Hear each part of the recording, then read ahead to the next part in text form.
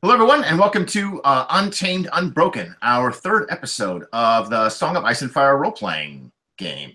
And we're House Tanner. And let's see if we can just pick right up where we left off. So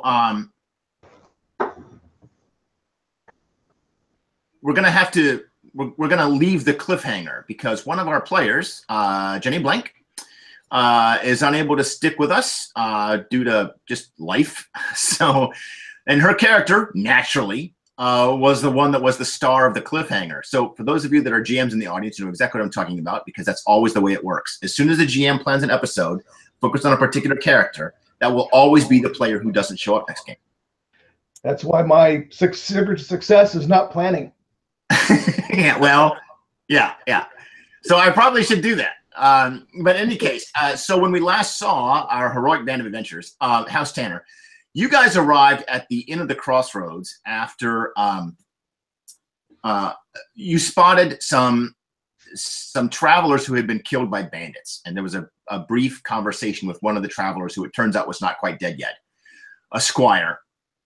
And they had a couple of knights with them. And they had all been attacked by bandits and killed. And you took the bodies with you to the inn and paid one of the a tinker who was staying over at the inn to bury the bodies in the morning, and you hung out at the inn that night and socialized with the people that were staying there, including another knight who was sort of camped in front of the fireplace at the inn, claiming that he had a bad cold and was staying indoors. Well, nobody really believed him, and so most of you went up to your beds at night to go to sleep, but a couple of folks kind of kept an eye on this knight whose name is Corvin, which is not to be confused with Corlin, James's character. We have to be true to the books and have character names that are very close to each other. Yeah, exactly. So Sir Corvin, late at night, Sir Corvin sneaks out of the inn, observed only by Maehna, the Master Falconer, who is surprisingly sneaky. And she follows Corvin out of the inn to the barn where he saddles his horse. Sir Benjamin, seeking to avoid her snoring roommate, the aforementioned Corlin, is lying up in the hayloft, sound asleep. Oh, there's Di. Welcome. Hey. Hey. And Benjamin does not wake up as Sir Corvin saddles his horse and quietly leaves the barn, with Maehna following him. Okay, so in another alternate universe, I would now be following Maehna as she follows Sir Corvin wherever he goes. But because Jenny is not able to join us in the game, and her character has suddenly become an NPC, a curtain falls and time passes. All right. Well, the next morning, you guys wake up.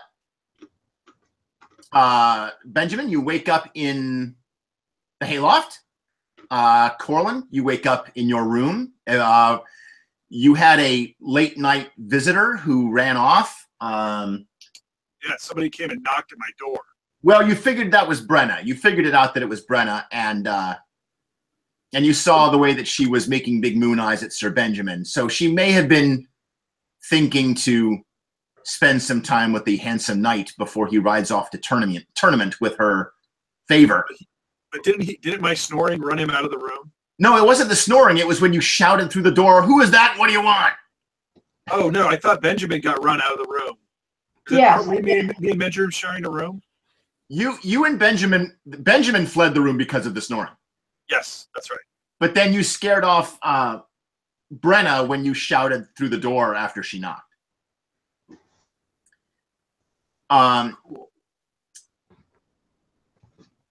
Willem, you wake up in your room. You had a room to yourself. And the Lord and Lady Tanner, you awaken in your handsome room at the Crossroads. All of you, the lords, the royal family of House Tanner, you guys are all on the third floor. Corlin and Benjamin's room was on the second. Okay. You quickly, as you guys rise and go about your morning routines, and eventually come downstairs probably to get some breakfast before you set off on your journey, you quickly realize that Maehna the Falconer is nowhere to be found. I ask around if she talked to anybody or left word of where she was going. The woman who runs the inn, again, is Mistress Needle, Masha Needle. Who are you asking? Are you asking the people that work at the inn or your fellow house members? I'll start with the house members and then kind of expand from there. I'll let you talk to them then. Everybody's downstairs at probably a table in the common room. Does anybody know where the Falconer went? No clue for me. Was the Falconer I actually? remember hearing her leave. I was in the stable all night, but I never heard her leave. Go out and see. I know she wasn't riding a horse. That's Anybody correct. else missing? I mean, did the other two guys come downstairs that were there? The Tinker and the Knight. The Tinker's name is Horace.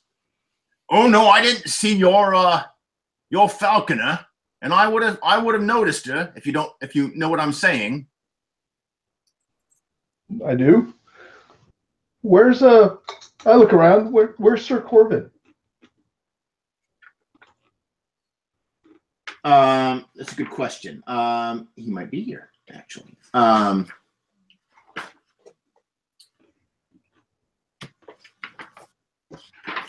Let's see.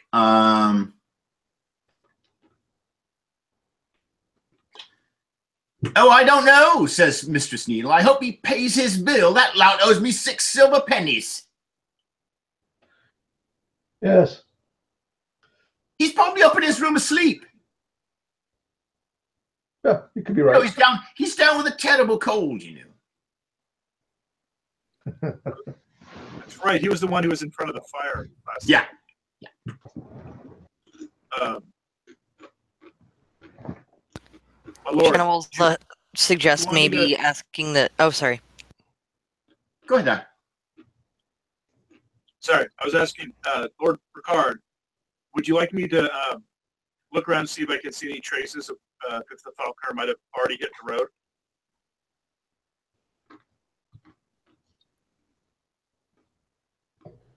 Did you hear Yes, that? I think you should do Yes. that. Okay. So that's what I'm going to do.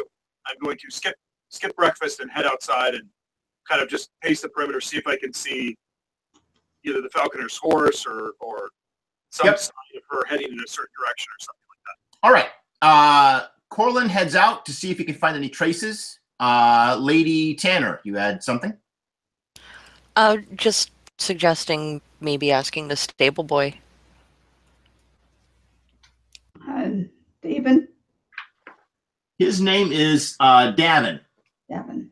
Yep. Yes, Mom? Have you seen our Falconer by any chance? Oh, no, Mom. Everything's okay in the stable and everything? Well, nothing out of the ordinary. I presume Sir Corvin has left. His horse is gone. Didn't we did order a room for Maehna, Maehna, right? you sure did. Let's go knock on the room and see if the bed's been slept in. Okay. You go to the room. You knock on the door. There's no answer. Is it unlocked? Is it? Probably not. No, it's not unlocked. You try it. Door's open. Unlocked. Door's unlocked. I'll peek in. Does it look like she slept in You the see bed? her room looking pretty much how she left it, except that her falcon is sitting there on its roost. I don't think she ever actually even made it into her room, so it shouldn't be looked like it'd been slept in or anything, because she was staying down at the bar. Well, I'm presuming that at some Certainly point. curious that she'd leave the falcon behind. Right. Yeah. That is not good. She was questioning Lord or Sir Corbin last night, right? Yes. Yeah, they had a discussion by the fireplace. And she was believing that he was not sick. All right. And he's gone. She's gone. Her falcon's behind. I suspect foul play. Yeah. Is her falcons are still here? Yeah. I apologize. Jay- I missed that. Sorry. Sir Corlin, why don't we, or what? Not Sir. I'm confusing with the missing knight. Corlin. No, why don't you sword? roll, I think hunt. And is there a tracking specialization for hunt or something like that? Yeah. So it's survival, and there's a hunt and track specialization of those. Survival. Okay. So this So one I roll, believe is track. roll track. Yeah. So I've got 3, keep 2. Is that right? 3. Roll no, 5. 5, keep 3. keep 3. Sorry. So let's see if I do this right here. So that should be 5 die. The highest. Got a 9. That's not a great roll. That's not so bad. 1, 2, 2, 2, 3. Well, you're good. That's what helps. I'm very good, but it's early in the morning. I haven't had breakfast. Base difficulty is 9. Okay, so you needed a 9 and you got a 9. All right. Yeah. Okay. You see signs of a single horse, riding off to the south, towards the woods. It looks to you like it was led a distance away from the inn, and then by somebody in boots, and then after it was led a good distance away, it was mounted and they rode off at a gallop towards the woods. All right. Do I think that the horse might have been loaded enough for a body or a person to be on it while it was being led, or was it heavy enough once they jumped on? There was clearly more than a single person, or maybe a person with heavy armor. That's a very good question, and you didn't roll high enough to know. Okay. So it was definitely led, and then the person jumped on the horse. We'll make this a little bit. We'll clarify something here. I think let's say that you find signs of a fight. Okay, so I find signs that there was a struggle. You find like someone was walking their horse, and then there was some kind of scuffle. Okay. And roll awareness. That I'm good at. That's what Roll awareness for me. That's And let's look for This specialization. Roll notice with notice on that. okay. So I've got 5, keep 4 on that. So that is 5 dice. 13. I got a good roll on that. Okay, you're investigating the scuffle. It looks like Sir Corvin could tell he was being followed, and he runs to catch Maehna, and you search the underbrush and you find a crossbow bolt from Maehna's supplies. Does it look like it has blood, like it actually hit a person or an animal? No, it's like thudding. It's in a tree. Looks like she shot him and missed, and then she got overwhelmed. Okay. Do I see like blood and that kind of thing, or? Yes, I see blood. So okay, so the blades were drawn. but probably not enough for somebody to die. You don't see like a field of blood. Okay. You see some blood, like maybe she got hurt. And just to be clear. Yep. I don't see anybody like laying around or any other people. Correct. You are not being watched, at least as far as you can tell. Okay. I make like danger sense or something. Yes, I do. I have danger sense as well. Yeah, the spider sense is not tingling. Yeah. Well, he's probably looking for a body. Yeah, I was just asking to clarify that Jason wasn't skipping over and explaining like, and then they're going to jump you when I turn around, because my next thing is that I run very unsneakily back to the end to get Lord Ricard and everyone else. Okay. So I do the whole almost Kramer-esque like burst stand and Right. like, ah! Now I want your character to be played by Kramer. Okay. Thank you. That's right. You burst into the end. Hands here.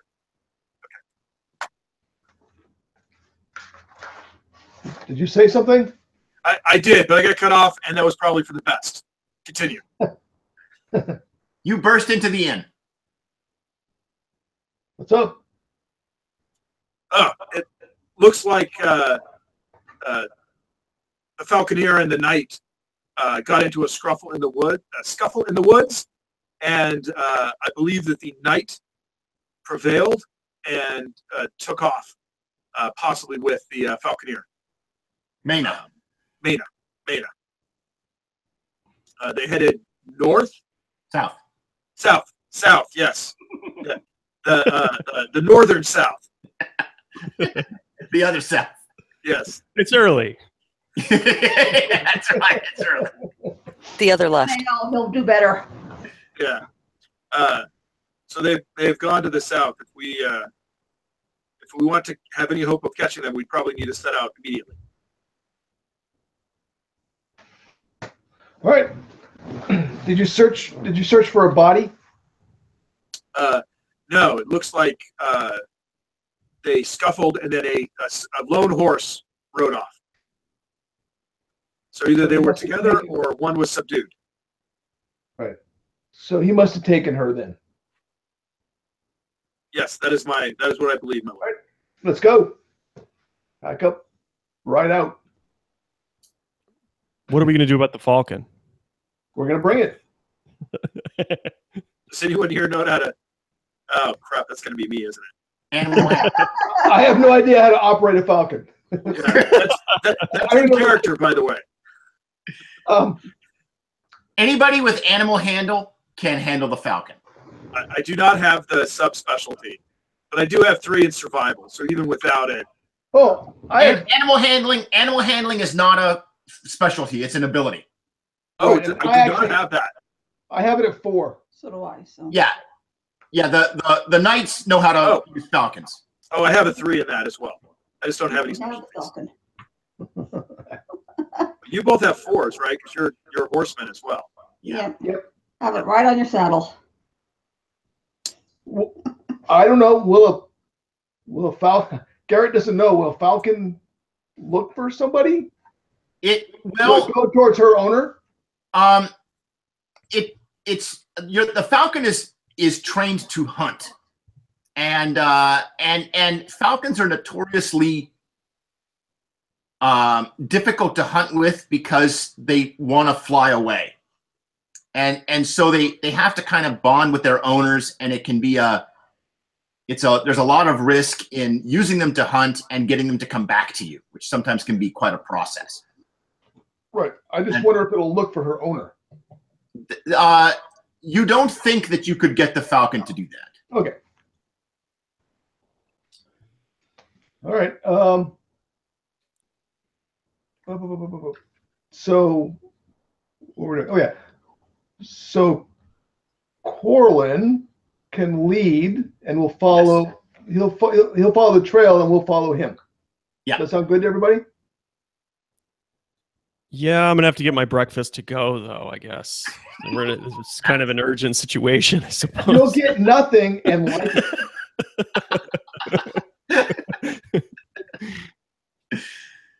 All right, so I am presuming that any of you that have any kind of military gear is probably in it by this point. Will, I'm presuming that you are in your fighting leathers.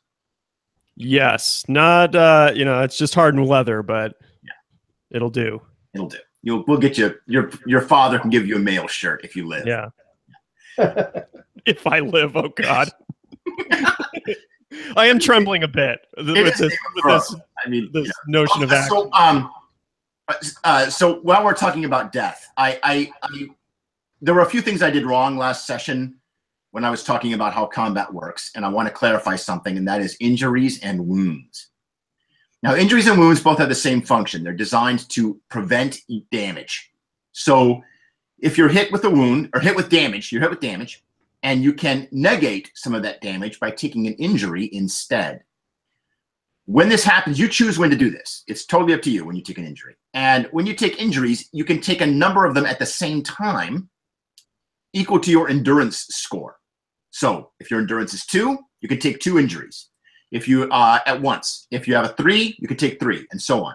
And each injury negates health damage equal to your endurance. So for example, if you have endurance of 2, then you can take 2 injuries, each of which cancels 2 hit points of damage. So if you got hit for 4, you could take 2 injuries and not take any hit point damage, but now you've got 2 injuries. Likewise, someone with endurance of 3 could, in theory, negate up to 9 points of damage that way by taking 3 injuries all at once. An injury is -1 point from all of your totals, all of your die rolls until the injury is healed. And injuries are relatively minor. They heal in days. Talking about stuff like, a cut or a sprain or something that's not very serious. The other kind of damage you can choose to take is a wound. Wounds are serious. They recover in weeks, and there's rolls required. A wound works a little differently. A wound negates all damage from a single blow. And you just negate all that damage. You don't take any hit points, but you take a wound instead. Last game, I said that you could take a number of wounds equal to your health, or equal to your endurance. I'm sorry. That's not true. If your wounds are equal to your endurance, you're going to die. So you can actually only take a number of wounds, 1 less than your endurance. So for an ordinary person, that's 1, because they have an endurance of 2. So they can take 1 wound and live. But if they take a second wound, they're going to die. They may not die immediately. Like if you're in a fight with somebody and he does a crap load of damage to you, and you just say, okay, I'm going to take my second wound and I know I'm going to die, but I'm going to be able to hit him back this turn and maybe get a couple of last words in. That's totally playable. You've taken a mortal wound, and because this is not D&D, there's no cleric to cast Cure Light on you. So you're going to die.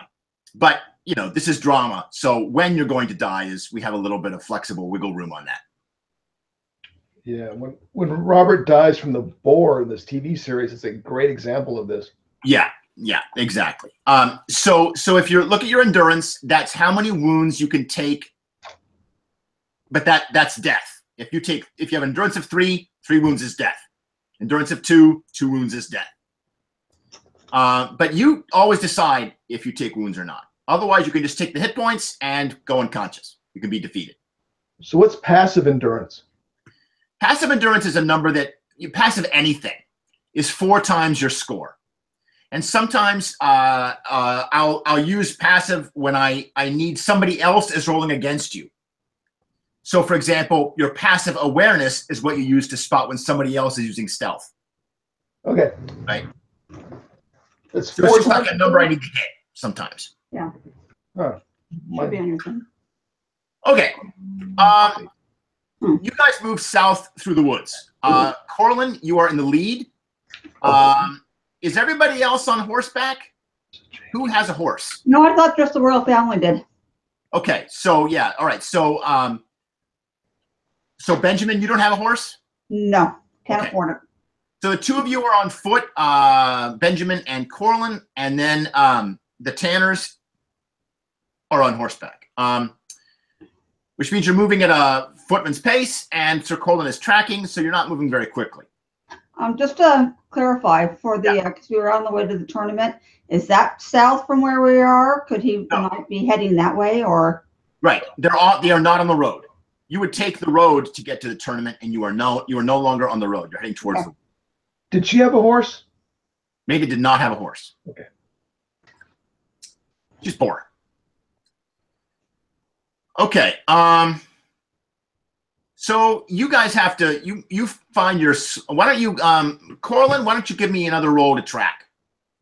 Okay.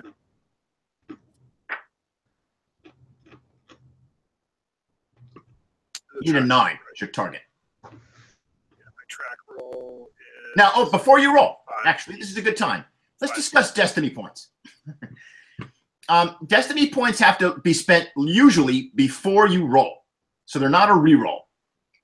If you really want to succeed in something, you can spend the destiny point, and most of you have 1 or 2 or 3 of them. The easiest way to do destiny points is they give you a bonus die, or if you already have a bonus die, they just turn it into a regular die. So instead of rolling 3 plus 1 bonus, you just roll 4. You can also inflict negative dice on your opponents with destiny points. So if you want somebody to fumble a parry or not attack you very well, you can spend destiny points to give them a penalty die. There are other uses of destiny points when you get into combat, which we'll deal with when we get there. Okay, I got an 11. Okay, you follow the tracks. You continue to follow Corlin's horse. Sun begins to rise in the sky. It's probably not quite noon.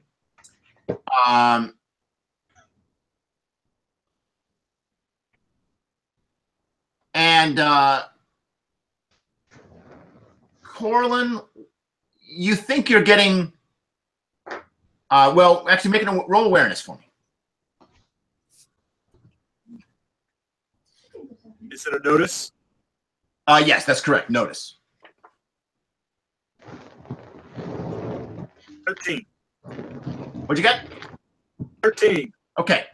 I'm in my character's element. You see some tents in the woods. You guys are all in the woods now. You've left the road. You've gone through a small clearing around the inn, and you've been walking for about 2 hours or so through the woods. Pretty slow. So you're surrounded by trees, and it's about 10 or 11 in the morning. And Corlin, you peer through the trees and you see tents.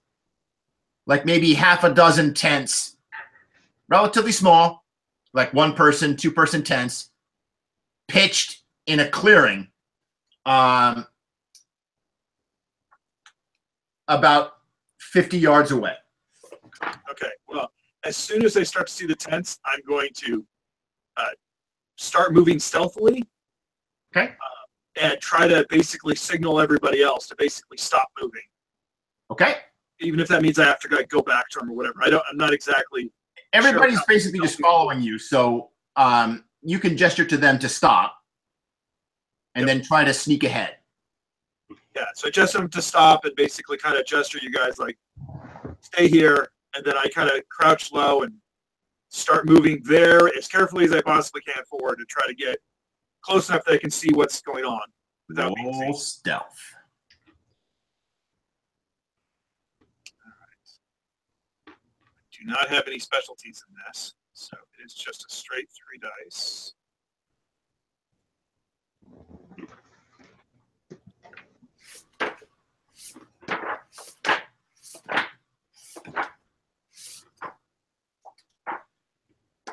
A 12. Okay. That's an excellent roll. Yeah.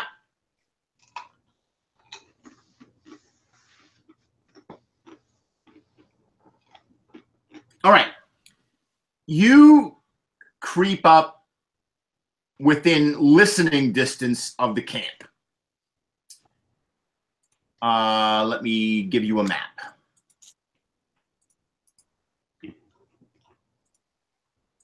So everybody, I'm just pasting a link into the chat window.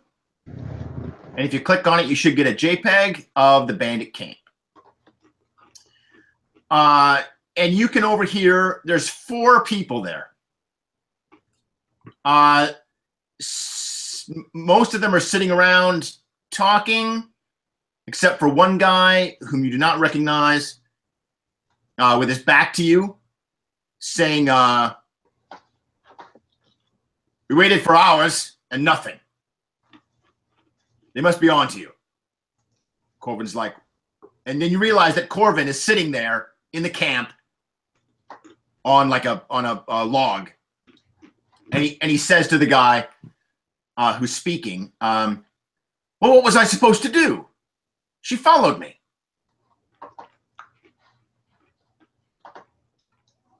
How many people do I see in the camp? 4. How many animals?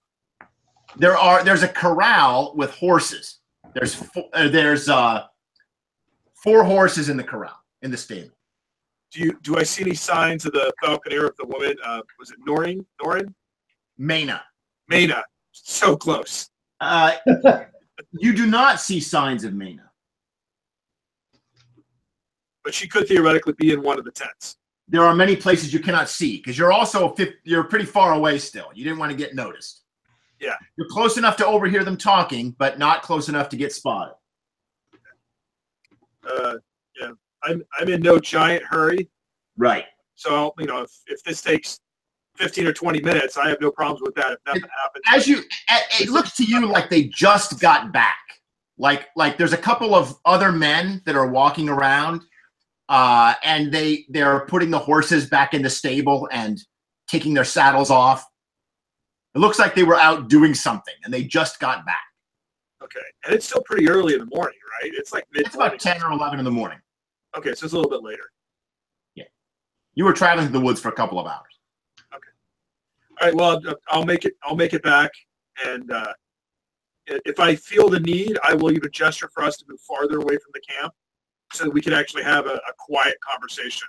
No, you think you stopped everybody far enough away that you can quietly speak without risk of detection. Although those of them on their horses are kind of high up and they're easily spotted, you might want to get them down into a lower viewpoint. All right. I recommend that. My lord, Sir Benjamin, get down off your horses and let's chat. And I kind of gesture you guys to kind of come down. Benjamin's on foot. Oh, that's right. It's Ricard and his son, right? Or Yeah. All the Tanners. Ricard, Lady. Do I remember? Remind me. Oh, Jenna. Jenna and Willem are all mounted. Okay. Yeah, I dismount. Me too. So it appears to be Sir Kurt Corvin's camp. He's got 3 other men there, and I overheard them talking. He definitely has made off with Maehna. Maehna, good. With Maehna, I could not see her, but there are plenty of places that they might be keeping her if she is in the camp. No guarantees, though, my lord. Okay, so how many people do we have that are experienced with the bow? With a bow, Corlin. That is my preferred. As you have worked with me before, I do not prefer getting up and close and personal. I just didn't know if anybody else used it. Actually, I use crossbow, but I don't have one currently.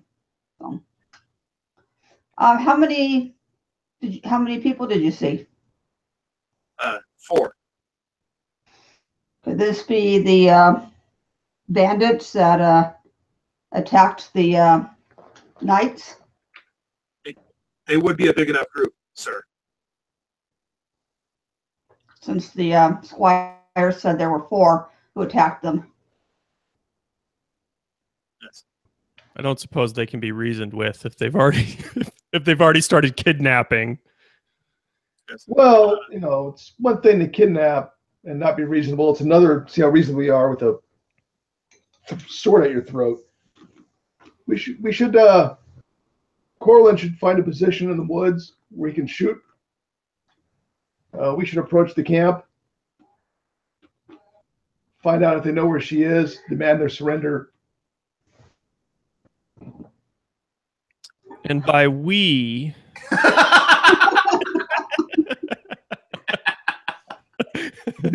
what I mean by that is draw your sword. Okay. I suppose I have trained a little bit for this. Yes. I would recommend. So right now we have the Lady Tanner. Yes. The Lord Tanner, who I know is a decent fighter. The Lord Tanner I fought with before. Yes. His son, Will, who is a lackluster fighter. Don't say that. Don't say that out loud. That's embarrassing. I'm just thinking, just like what my character understands, just making sure. He's doing the mental math here. Doing the mental math. All right, Will is definitely dead, and then hopefully one of us can take 2 of these guys. Well, I Well, I'm think trying to decide, my lord, if Sir Benjamin here should come with me to the other side, and if things go awry, that he can do that, or if Sir Benjamin should stay with Lady Tanner here, and you and William go ahead, and I'll circle around to the other side of the clearing, just in case things don't go the way basically in case the things go the way we expect they will. you don't have to be on the other side of the clearing. I mean, just be we have a good shot and then shoot one as we walk out to start negotiations. Gut shot preferred because they're painful and other people don't want that to happen to them. Oh, okay. I guess we're playing it like usual then. It might sour the negotiations a bit. Well, Lord Tanner is a very effective negotiator in wartime. Oh, just a nicely placed arrow between a pair of boots. Right in the stomach. All right. So that will be. So you want me to? So this gets clear here. So you want me to shoot them right when you come out and they see you, or you want me to wait until you give a signal? I'll give a signal. Okay. All right. I'll wait for the signal. So would you rather have me with you and leave your son here to guard your wife, or do you want me to guard the lady? Oh, that is a tough decision. The lady is here and present, Yes, but the Lord's Well, wishes. I might suggest leaving me with Lady Jenna. We probably want our best fighters up front, right? That is certainly a way of thinking. Yeah, I'm probably going to agree with that. You need to see some more action. That's my only concern. But and if they do come out here, how helpful are you going to be? I have a sword in this family. I can be quite charming too. I may be able to talk someone down if they get that far. Okay. This is Apparently, I need to up his lessons. Yes. This is the TV show. It's just basically me, Benjamin, and Lord Ricard talking. Will keeps piping up, and we just keep shushing him. Just like, you're just going to use your sword, okay? Don't worry about it. All right, let's get this plan into action. Let's do this. So I sneak around, and then I'm going to wait for the signal, and that's what I'm doing. So I'm sneaking around. At least my goal is to get to the other side if I can. But if I think enough time has gone on, I'm just going to hunker down in a good spot. And if I understand it, then Lord Tanner and Sir Benjamin are going to move towards the camp. Yeah. Yes. And then what about Lady Tanner? She's keeping the getaway horses ready. Okay. All right. So she's back with the horses. Okay. All right. Does Lady Tanner have a weapon? Are you skilled in combat at all? For who? No. Okay, that's fine. She does have No. she does have a little lady's dagger on her, but in terms of combat readiness, a lady's dagger isn't going to do much except maybe scratch somebody.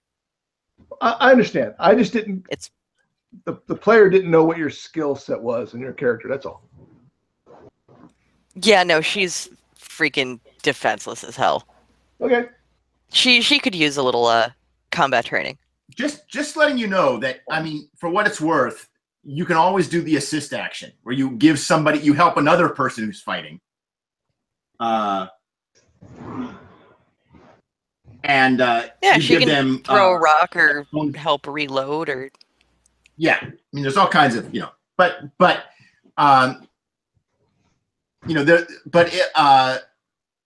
really good at intrigue. Can't be good at everything, as Willem will also attest. Absolutely. That's why, hey, someone's got to be the driver of the getaway car. That's all I'm saying. So, Willem, are you going to stay with Lady Tanner, or are you going to follow your father and Sir Benjamin up into the camp? I think the plan is for me to be a line of defense for Lady Tanner. Okay. If they try something. Think about, okay, so at the moment you're about 50 yards away from the camp. If you want to get closer, Lady Tanner, like, how, you know, let me know if you want to get closer with the horses. Let me know, because you guys sprint. If you look at your movement and your sprint, for most of you, your sprint is probably 16. It's probably I'm thinking we'll very slowly trail behind them as the party's moving forward towards the camp. They will be in the far rear with the horses, bringing the horses closer as well, but staying as within the tree line as possible. Yeah. Are you riding your horse in?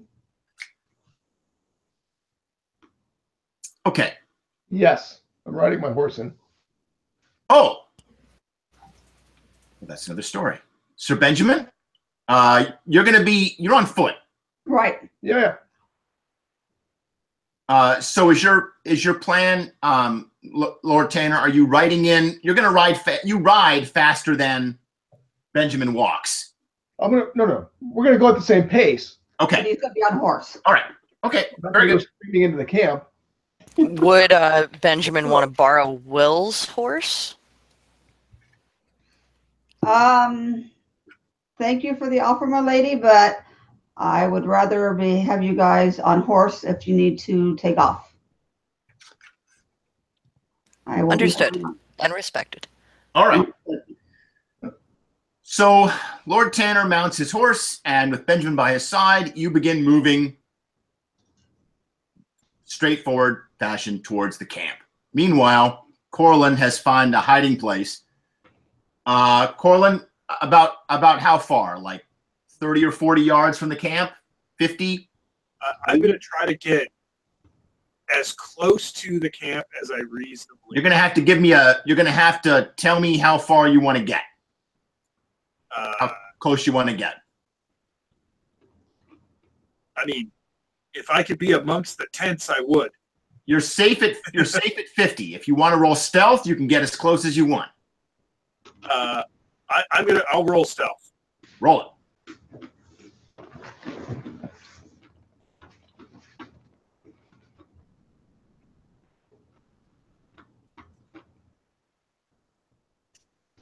I got a 6. Okay. Not All right. that's fine. So this is how it all plays down. Lord Tanner mounts up and starts to lead the way. Benjamin, you're walking next to him and closing with the camp. And Sir Corlin, who's circled around maybe about a quarter or a third of the way around the camp at 50 yards, decides to try to get closer. And he doesn't get very much closer at all before suddenly he scares a flock of birds that burst up out of the bushes, and the 4-man in camp stand up and look towards that direction, and they draw their swords, and they all know you're coming. The difficulty in your silver was an 8, right? Yeah, so they definitely spotted me. All right, so let's figure out initiative. So we're going to start combat.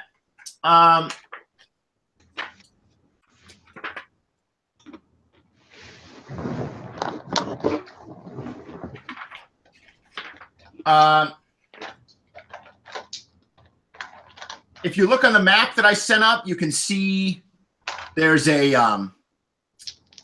yard scale on that. But you guys are pretty far away from the camp still, because pretty much as soon as Corlin started to get closer, he got spotted. So we'll say that you're all about 30 yards from the bandits at this point. So you're about. Yep. Go ahead. Sorry, from which direction was our original approach? you guys are off. See where the arrow on the map says to the inn at the crossroads? Yeah, I figured we were probably to the west. Just wanted to confirm. You're coming from that way. Okay. So you are off the left-hand side of the map. And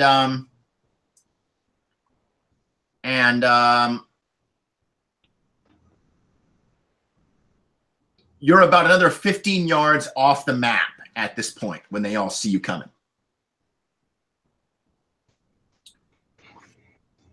Okay. No one is surprised, so there's no initiative bonuses. If you would surprise them, you would have a bonus dice on the first round. We're going to go in. Everybody roll agility. If you have the specialty quickness, you can use that. I'm so sorry. Remind me how rolls work. I've got 2 in agility. I'm going to roll 2 and just add them. Yep. For you, it's easy. Just roll 2 and add them. 8 from Jenna. Okay, we'll get an initiative number here. And can I add my quickness into that? Quickness is a bonus die, so you roll your combined dice, but you keep the highest, equal to your quickness. I mean, equal to your agility. Agility, right. Wow.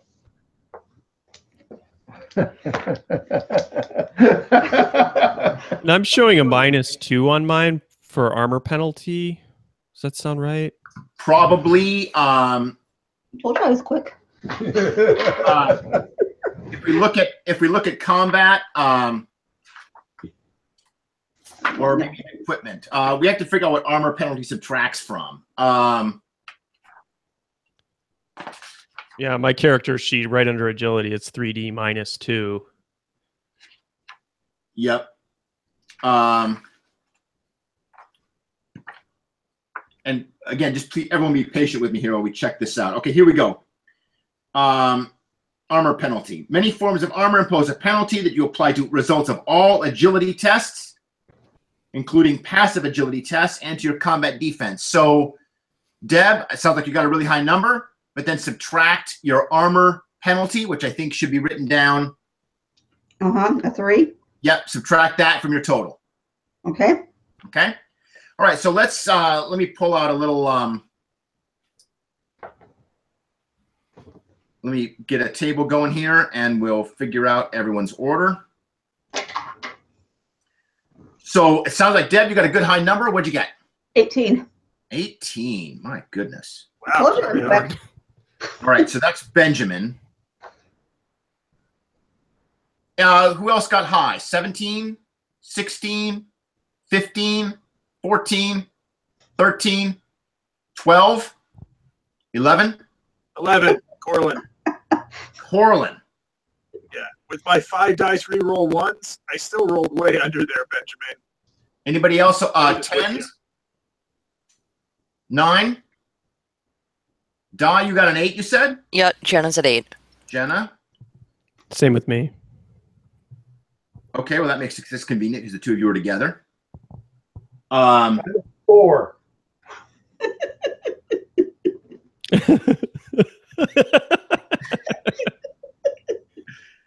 I'm -5. 4 for Very heavy armor. Ricard. All right, and that's all of you guys, right? I got 5 scores. I got Benjamin at 18, Colin at 11, Jenna and Willem at 8, and Ricard at 4. All right, so let's get my bad guys. It's a good thing 'cause my run and your horse riding are probably going to be about the same. Let's see. Okay, so James, I saw that you gave me a die roll room. Yeah. So can I roll just 2d6 in here? Yeah, so you just have to put a pound in front of it. There you go. It doesn't give me the individual dice rolls. If you click on the eye. Oh, I see. Okay, good. And if you want to do keep highest, it's just the number and then an age. So like, Okay, so Corvin also has a 4. Sir Corvin. and actually I have a 9. I forgot to subtract my armor penalty. Okay, good. Thank you.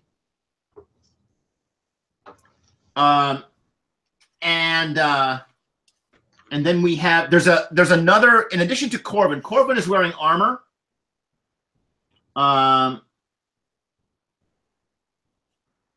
Ring mail and a shield.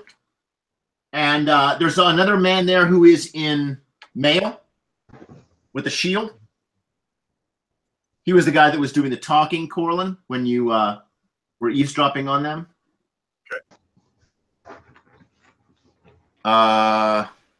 Let's get his roll. His initiative is negative.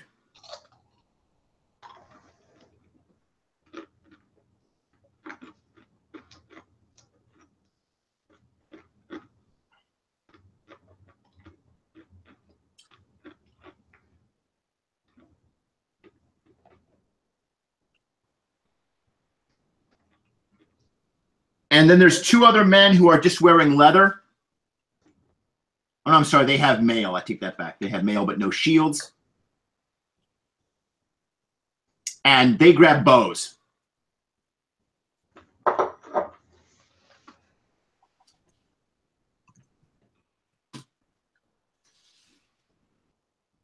And their initiative is 1. So all of you guys will go, and then basically all of the bad guys will go.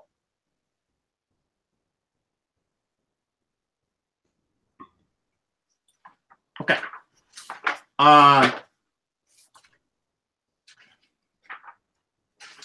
So everybody, the way combat works in this game is you have 2 lesser actions or 1 greater action. Moving a distance equal to your move score is a lesser action. Sprinting is a greater action. Most of you are so far off the map, you're going to have to sprint.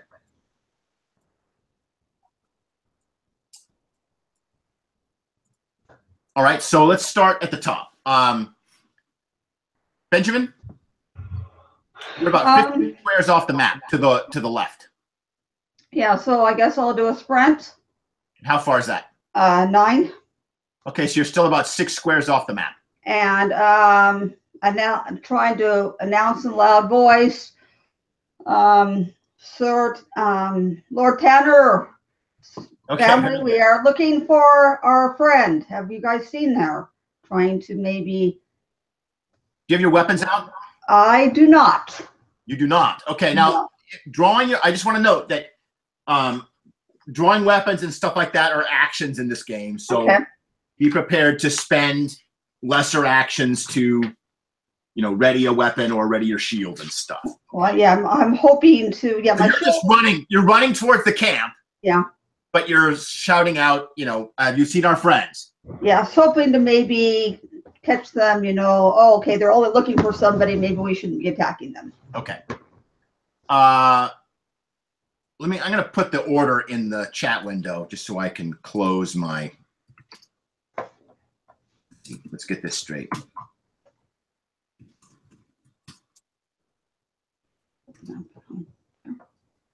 Horseman. Yeah, you should be able to outdistance me on the horse. Yep.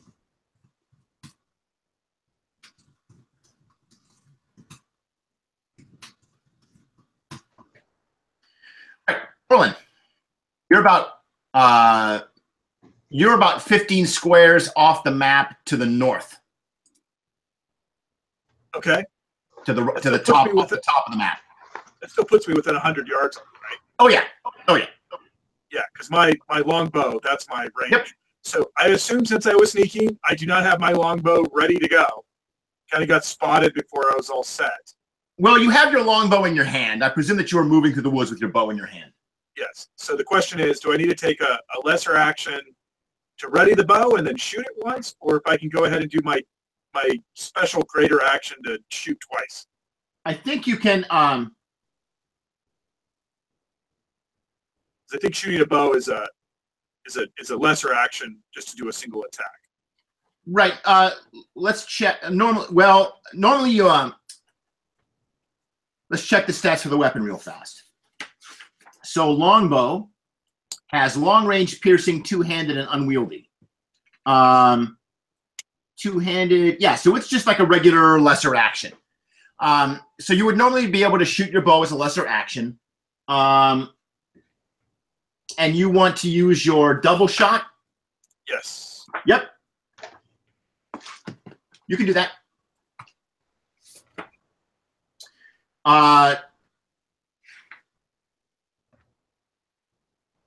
Double shot. So you spend a greater action and you shoot twice. So last week we were talking about penalty dice and I did them wrong. Okay. So they do not simply subtract from your dice that you roll. Instead, you get rid of the penalty die after you've subtracted your bonus dice. Yeah. So basically, if I'm normally 5 dice with 2 bonus dice. Yep. My bow. Well, you lose 1 bonus dice because of the training requirement for the longbow, right? Yeah, that's already counted in because I'm actually 5 marksmen, 3 in bows. Yeah. Okay. Good. So very, very good with bows. So just do it now. Roll 7 dice. So it's actually, if I do a double shot, I'm actually going to roll 6 dice effectively. No, that's not how it works. And keep 4 of them. No, that's not how it works. You're going to roll penalty dice. Don't work that way. So I'm going to roll 7 dice. Yep. Roll all 7. Then I'm going to drop 2 for the bonus dice and then 1 for the penalty die. Exactly. That's how it works. So I'm actually going to keep. You'll still only keep 4, but you can drop the lowest on the 3rd one. Yes. And keep the and remaining. I do that twice. Okay. So I am going to. So I don't want to shoot the knight because he's the one we want to negotiate with. So I'm going to put 2 arrows into the toughest looking person who's not Corbin that I have a clear shot on. Sir, that's probably Sir Ander. Sir Ander has a shield and he's wearing mail. The other 2 guys have mail on but no shields. They're carrying bows. Okay. Oh, they're carrying bows? Yep. I shoot one of the dudes with the bow. Okay. You want to shoot him once or twice or spread him out? Twice. Shoot one guy twice. Okay. Always better to down someone. Right. So first shot is a 21. The second is an 18. Well, we're not sure that that's right. The high 6 of. Yeah, it's not a 21. It should be right. It should be 4. I should be keeping. So 4 first you drop the 2 lowest. There's your 6 dice. You should be rolling 7. I did roll 7. 1, 2, 3, 4, 5, 6, 7. Okay, then yeah. I keep the. You drop the 1 in the. 4. So You keep the highest. You keep the highest. 4, 4, 4, and 4. Your total is 16. Yeah, my total should be 16. Yeah. Weird that didn't come out. All right, so you hit him. Let's figure out the damage. Okay, so I got 16. And again, I'm sorry this is taking so long to do everything the first time, but it's combat.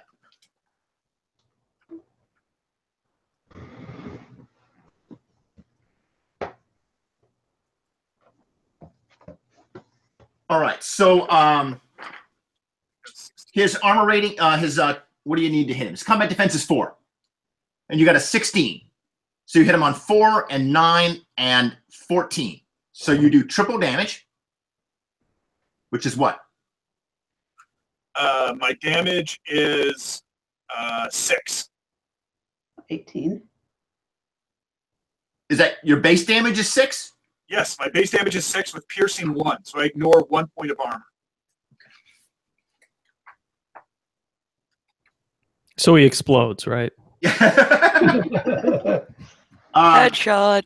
Right, because your agility is 4, right? Yes. Yeah. Okay, so yeah, you do 18 points of damage, which is insane. Okay. Okay, but his armor of 5 is reduced by 1 to 4, so the 18 becomes 14. In theory, he could take a wound, but most NPCs don't really do that. He's just a minion. So he would take 14 points of damage. His health is 6. So your first arrow. How would you like to do this? He's dead. You kill him with 1 arrow. You may describe how that happens. So I'm on the opposite side of the field, right? You're 15 yards off the north side of the map. Okay, and they're basically shooting. They've turned to look at me. Yes. Let's put an arrow basically through the throat. Okay. Of the guy on the far right of the 2 guys with the bow. Yep. And then my second shot, I had technically said I was aiming for the same guy, but I think, do I have to declare that in advance or after? I'm not sure. I don't think you have to declare that sort of thing in advance. I think you can take your, in this case, you're doing a greater action. You're shooting twice. Yes. I don't see anything in the, I mean, in theory, if you had to declare who you were shooting first, we could tell by reading the trait. Double shot. You make 2 attacks at once. You may make both attacks against the same target or divided between. I guess you do have to declare them. The way I read it is that they're basically happening at the same time. Okay, so the other arrow goes into this guy as well. So Yes, exactly. So just to do the math, make sure I got it. Yep. Is I rolled a 12. He has a Okay. defense of, what do you say? His defense was 4. 4. Yep. So you hit him on 4 and on 9. So you do double damage that time. So I do double damage, which is 12. Yep. He has an armor of 4, which I ignore 1 point. Armor of 5, which I ignore 1 point of. Correct. So I do 8. Yes. Correct. So I did 14 and 8, both of which are enough by themselves that technically this guy is dead, even if he was a player. Well, he could have taken wounds, but he would still be dead. Yeah, because he would have had an endurance over 2. Right, which he does. 2 wounds and still be alive. Correct. So even if he was a PC, he'd be dead. Yes. Just Stop. for roleplay coolness factor, kind of sounds like the first one landed in the throat and the second one Robin Hooded. Well, he didn't roll quite as well, so it probably went through his chest. But yeah. Yep, I put one through his throat, and one kind of went, through the chainmail. Yeah. Into the torso somewhere. All right. So one of the guys falls over dead. Benjamin, they're probably not talking. Okay, well, thank you. Well, your original goal of opening negotiations with a dead guy is a success. Yes. All right. Jenna and Willem, what are you guys doing? Dry heaving.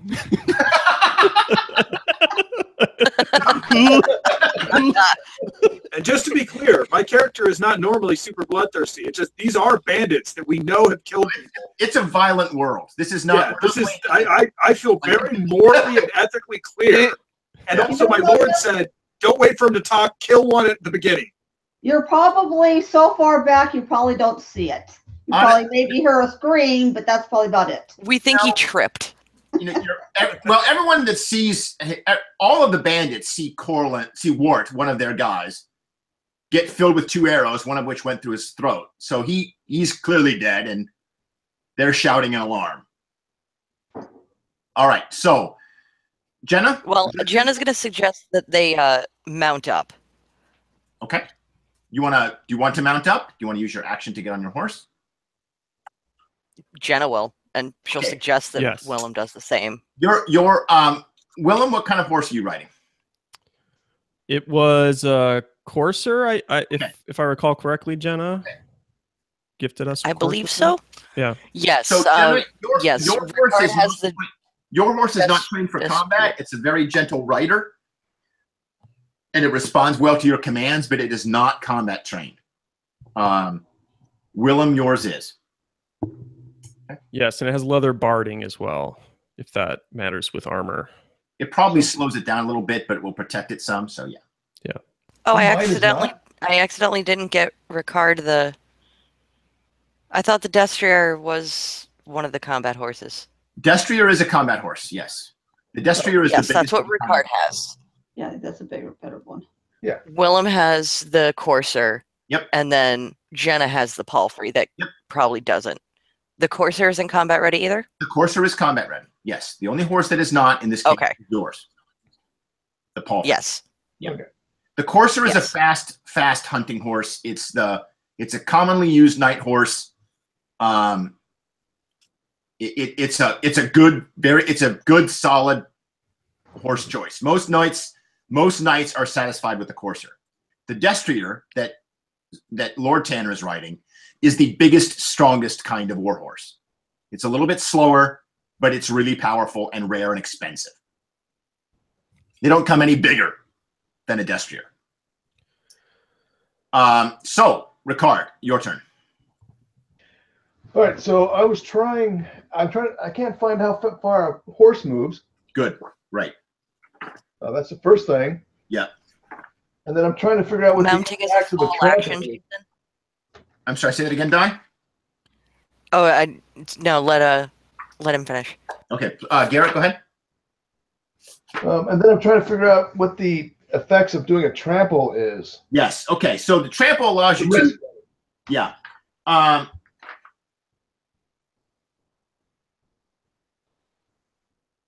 The trample is a combat maneuver.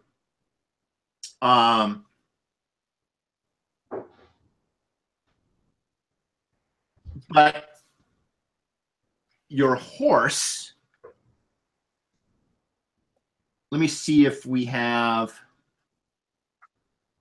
some kind of stats for a horse. Steeds, destrier. Okay. I just wanted to clarify that mounting was a full action. I think it's probably a lesser action. I'm guessing. If you want to take another lesser, We'd probably use the other. Willem, yes or no? We'll use the other action to move towards the bandit camp more because we're still kind of far away. Yeah, Not we should get running, as close as possible, but still stay out of view so we don't get hit by arrows. Got it.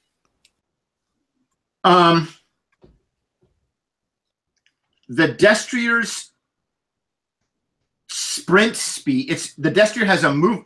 What kind? Did you put the destrier in armor? No. Yes. Oh, we did. Yes. Well, they have it. Whether you brought it for the tournament or not would be up to Ricard. But Jenna did buy it for both Ricard and Willem. In that case, it's armored. Yeah. Okay. What kind of armor was it?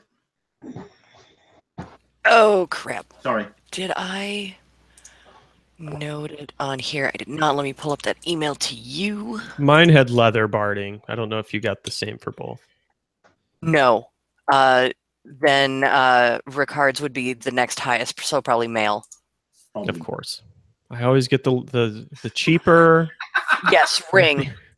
Well, Something very Ricard symbolic in that. It's light. Ricard has a destrier with ring barding, Boy, and Willem has a courser with leather. I can't wait for Willem to betray the house. Oh God! I don't know. I don't She have. tried. Come on. I don't have stats real at hand for how much the barding slows down the horse. So for now, it won't. Woo. The destrier's base movement is 6 yards. The courser Trained to has a work with it. movement- What the? I was Okay. trained to work with it. The destrier has a movement of 6 yards. The courser has a movement of 8 yards. And the palfrey has a movement of 8 yards. Now, this is not their sprint speed. Their sprint speed is faster. It's 4 times that. So the destrier moves 24. The courser moves 32. And the palfrey moves 32. So you're going to outdistance me?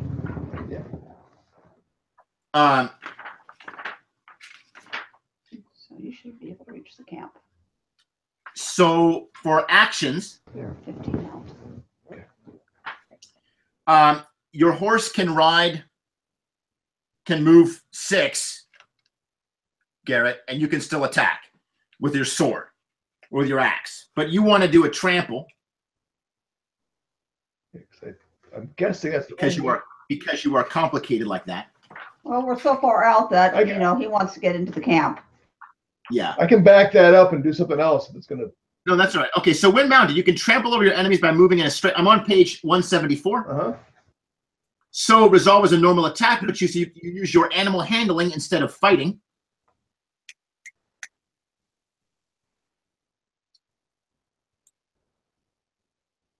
Right. Is there risk to the animal? No. Okay. So which of these guys do you want to try to trample? There's one with a bow. Yeah. Or if you look at the camp map,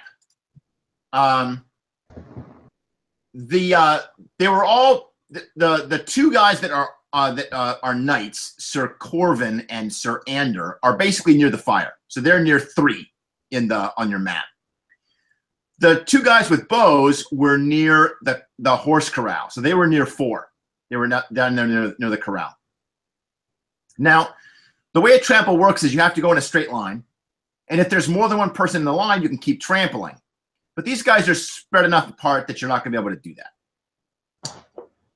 that. Your speed is you can what we say 6 times 4 is 24. Yep.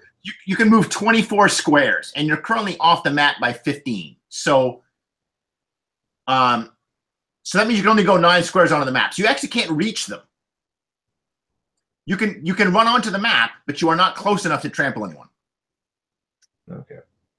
But he could move and then use. Is trample a greater action, or is it a? Yes, trample is a greater action. Uses your and it's because he's actually sprinting. He's using his he's moving his full sprint distance and then trying to trample as part of that.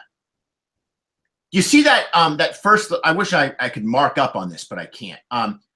There's like if you look all the way on the far left side of the camp, there's like a box all the way on the far left side. Mm-hmm. That's basically where you would be if you move your full distance into the camp. You'd be there. Which puts me about 18 or 20 from the nearest guy. 6, 7, 8, 9, 10, 11, 12. More like 13 or around 13 or 14 yards from the nearest guy. Oh, okay. This is the wrong box. Okay. So theoretically, he could do nothing but move and get up to them, but he wouldn't be able to attack. He's 15 squares off the map. A greater action means he moves 24. So he moves 9 onto the map from the west. I mean, from the left-hand side. Jason, Oh, you okay. can always screen share and just kind of use your cursor on the map if you wanted to. Yeah, just... I get it. This is confusing everyone. All right, so let's screen share. Everybody see my screen? Yep. Looks good.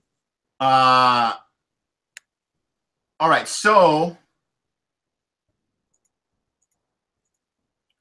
I want to make this bigger, but it's not cooperating.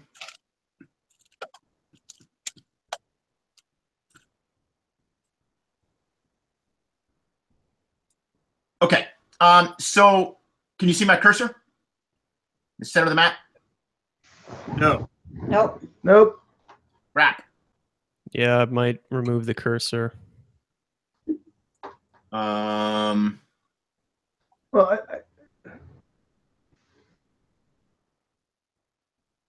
And ordinarily, there used to be a great little like drawing program which I would use to draw on my screen, but it's not letting me do that. And you can't see my cursor, which is in the middle of the map where the 3 is. Crap. Okay, well, that's not useful. Okay. So I'm just going to still sprint in. I'm just going to be 13 away. Yes, you're 9 squares in from the left-hand side of the map. Yep. Okay, so Lord Tanner rides in at a full gallop into the camp, and he is now in the camp. He's right on the outskirts of the camp. I got my battle axe, so I'm hoping to intimidate them. Yep, you got your battle axe and your shield, I presume. Yes. Yeah. Okay, after Ricard is Sir Corvin. Okay. So Sir Corvin is around the 3 on the map. He's in the center of the map at the fire. And he sees a mounted guy charging towards him on horseback. That is not good.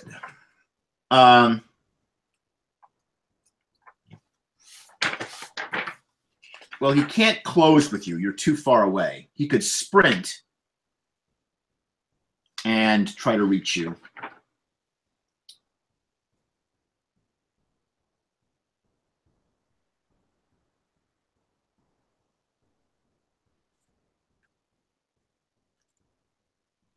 All right, he is going to he has a morning star in one hand, a shield in the other.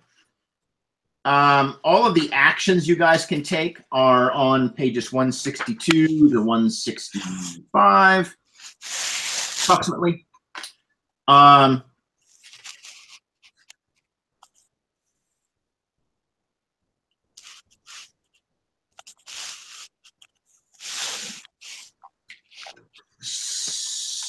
So, I wonder if he can save an action. Can he like wait till you get close and then attack? Yes, you can always take the pass action. It gives you up to an extra 2 bonus dice on your next action you take. It's a greater action to just do nothing. Well, but that's not the same thing as waiting to attack when you get close. Okay, so he's going to take the counterattack action, which is on 173. Okay. So the way this works is he's waiting. And if you get close, he's going to get an attack on anyone who gets close. If no one gets close, his action is wasted. And it's a greater action. So if he doesn't know if you're charging him or not, so he gets his Morningstar ready and his shield in front of him, and he's like braced for you to get close. Okay, Cole. Cole has a bow. And his friend just got shot, and he sees the archer. So he's going to ready his own bow and shoot at – his bow is already ready, but he will shoot at Corlin.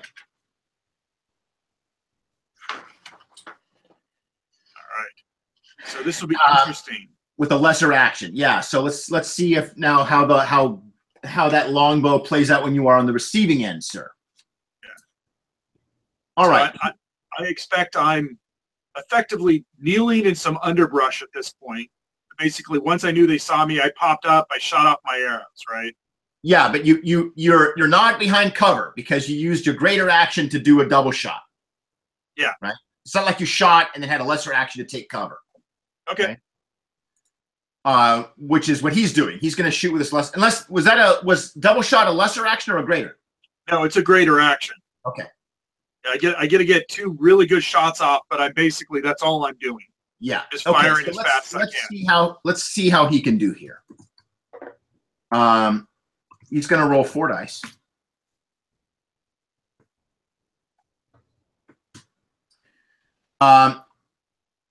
His total is 16. What's your combat defense? So my combat defense is, I believe, 10.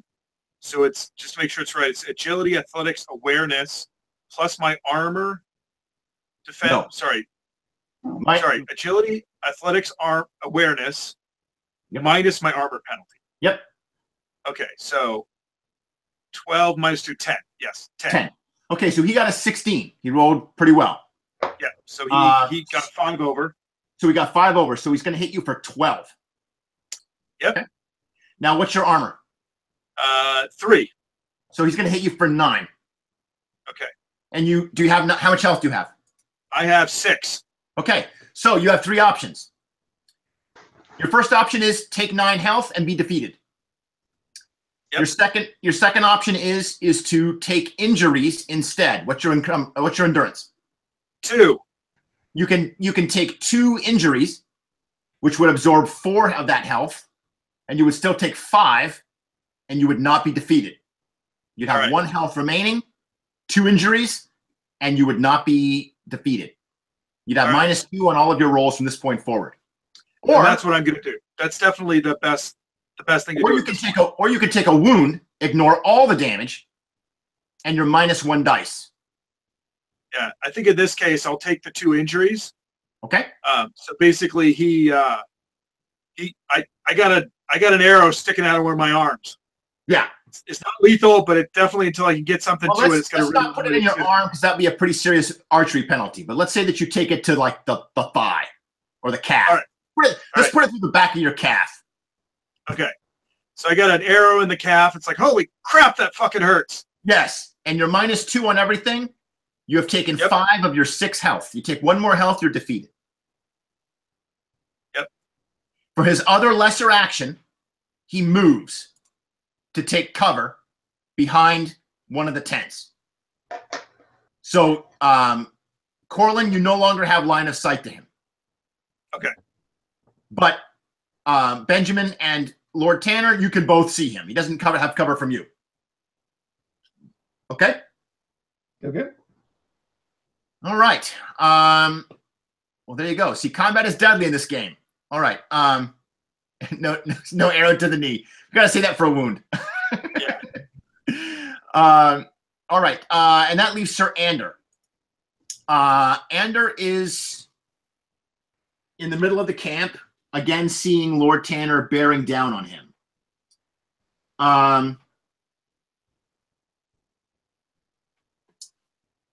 He is going to, let's try that action that you were talking about, James. Let's do the pass so we can see what's going to happen and maybe get a bonus on whatever he does next. So he'll pass.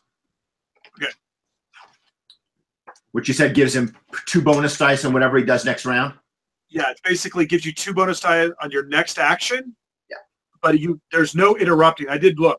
There's no interrupting. You just basically don't do anything this round no matter what happens. Right. Counterattack, you can interrupt, but exactly. You get no bonus for a counterattack. You just get a go before the other person does. Right. Okay, they've all gone. So back to the top of the turn, Benjamin. Oh, okay. Towards the camp. I'm still 5 off the map. So if you sprint, Right. and you move how far? 9. Put me 4 on the map. So you move 4 onto the map. So you are behind Lord Tanner. Yes. Corlin. All right.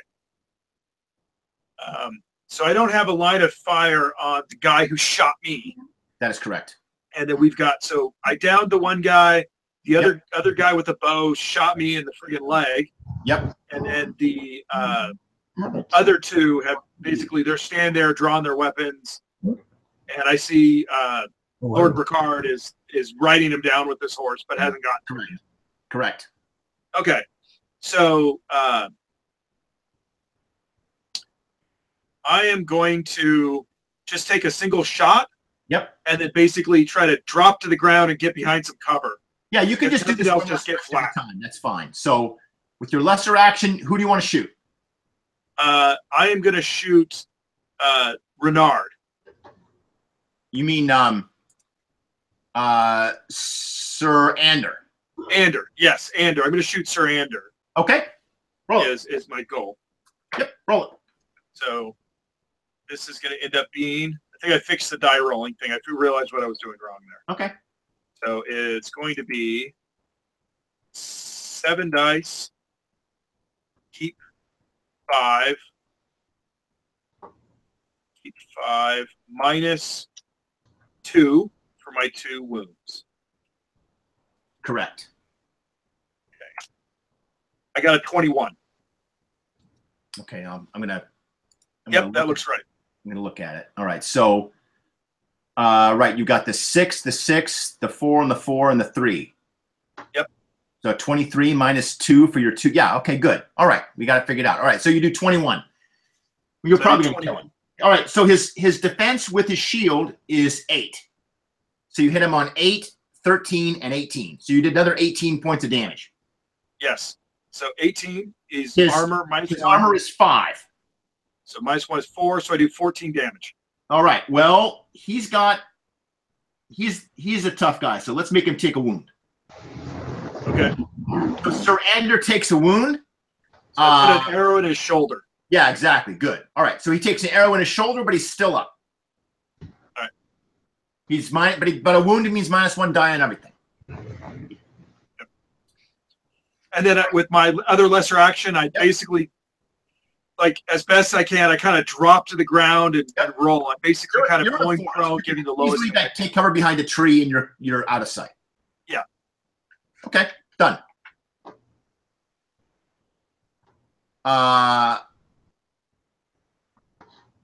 Jenna and Willem. very cautiously approaching camp still. Okay. You want to get onto the map yet? Yeah, I think we're trying to get right on that tree line. Okay. As close as possible without being in Behind line the of sight. tree line. Okay, so why On the tree line behind a tree. You want to be like right on the edge of the map, basically? Yeah. Okay, that's fine. You Yeah. can be there. Done. Ricard.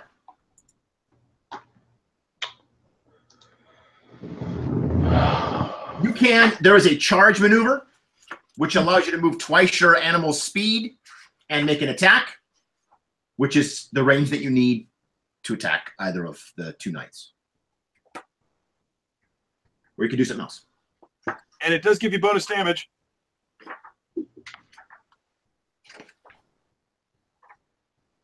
All right, can I?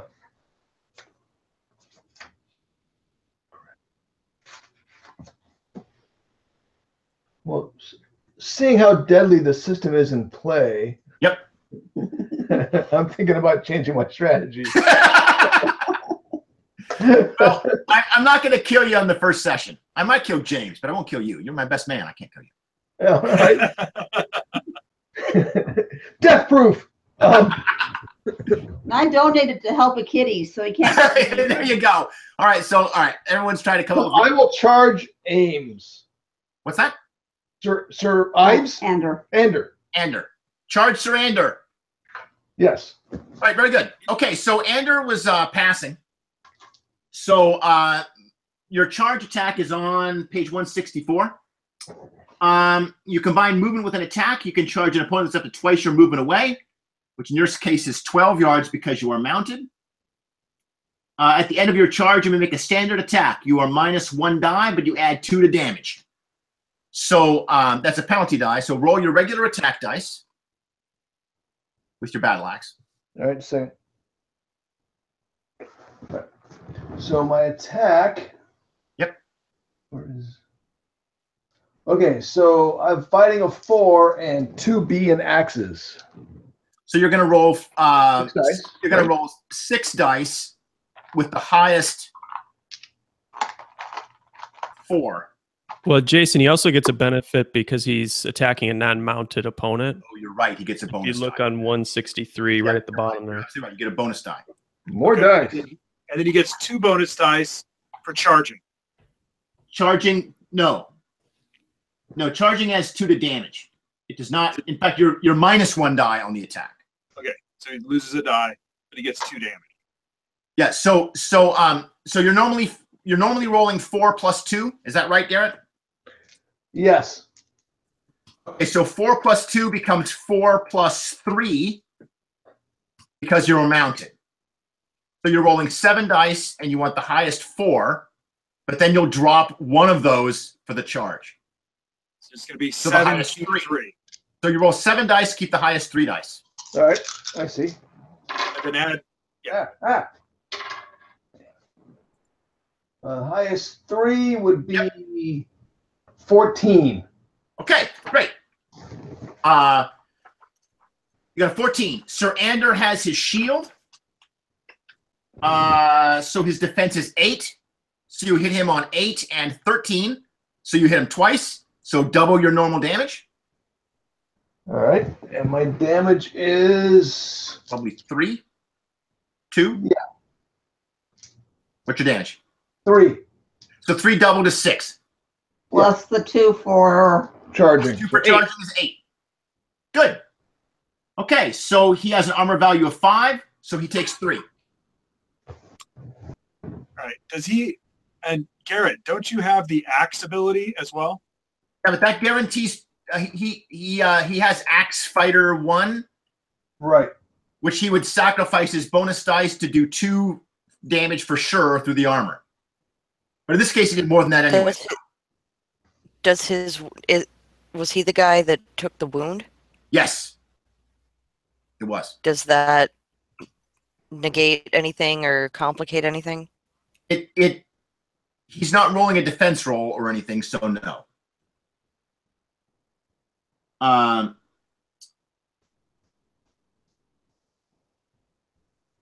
right, so his health was 6, minus, we said 3? You did 3? I did 8. You did total 8. You did 8 points of damage minus 5 for his armor is 3. Yeah, 3. He's got 3 health left.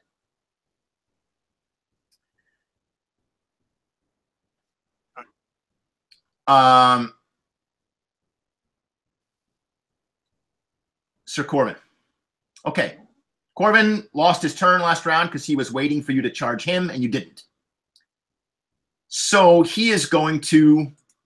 Let's see how far away you are approximately from him.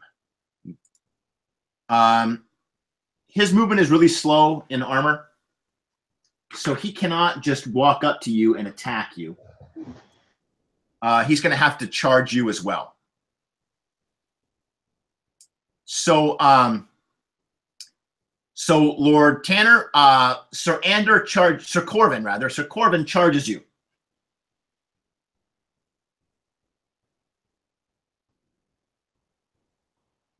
And let's see how that plays out. He is going to what's he attacking with? His Morning Star.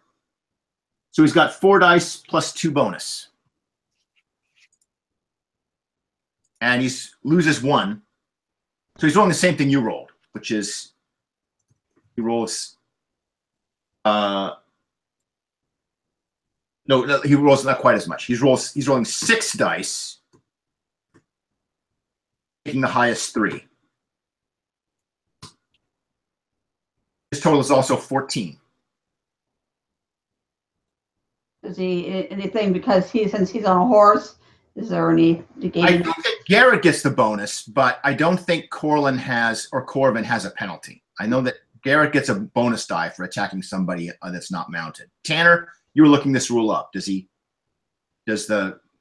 knight on foot have a penalty attacking a guy on horseback? I don't see anything in that section. All right. So Garrett, what's your combat defense?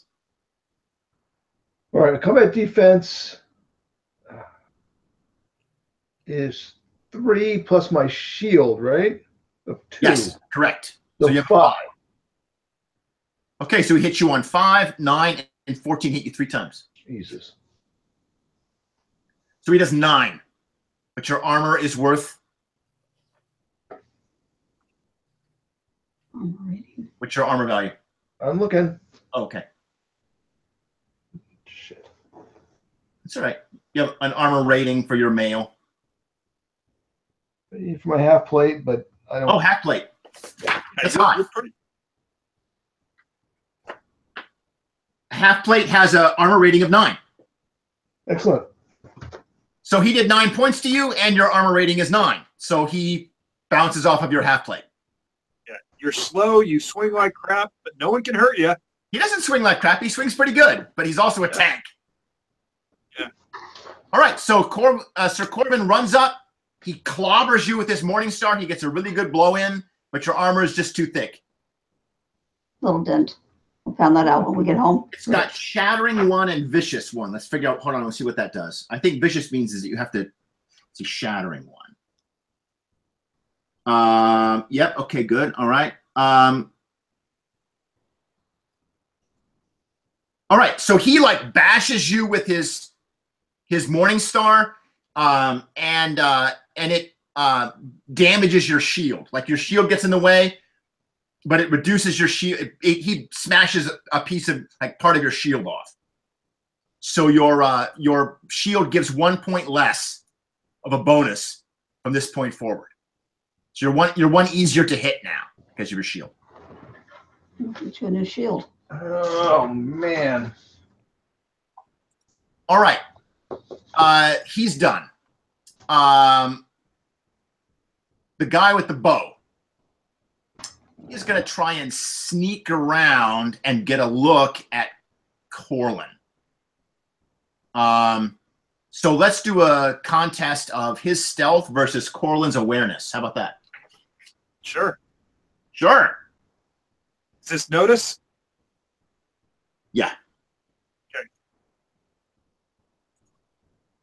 All right. So my notice is 4 plus 1. So that's going to be D6 for highest. No, not 5d64. Sorry. Woo! I did great. 154, man. I saw everything. I have seen God. All right, here we go. 20. Okay. He tries to sneak a few yards around, and his movement is 4. So he tries to move like 4 yards and try to get a spot on you, but you can see him, and you just keep on the other side of the tree, and he can't get a shot. Okay. Okay. I'll like that. Yeah. Sir Ander. Okay. Ander is going to try to take down Lord Tanner. He is not charging because you are in melee range with him. But he's got the benefit of his pass action from last turn. So he's got 2 bonus dice. And he's just going to attack you with his first lesser action, and then we'll see if he's still up for that. He's using his longsword.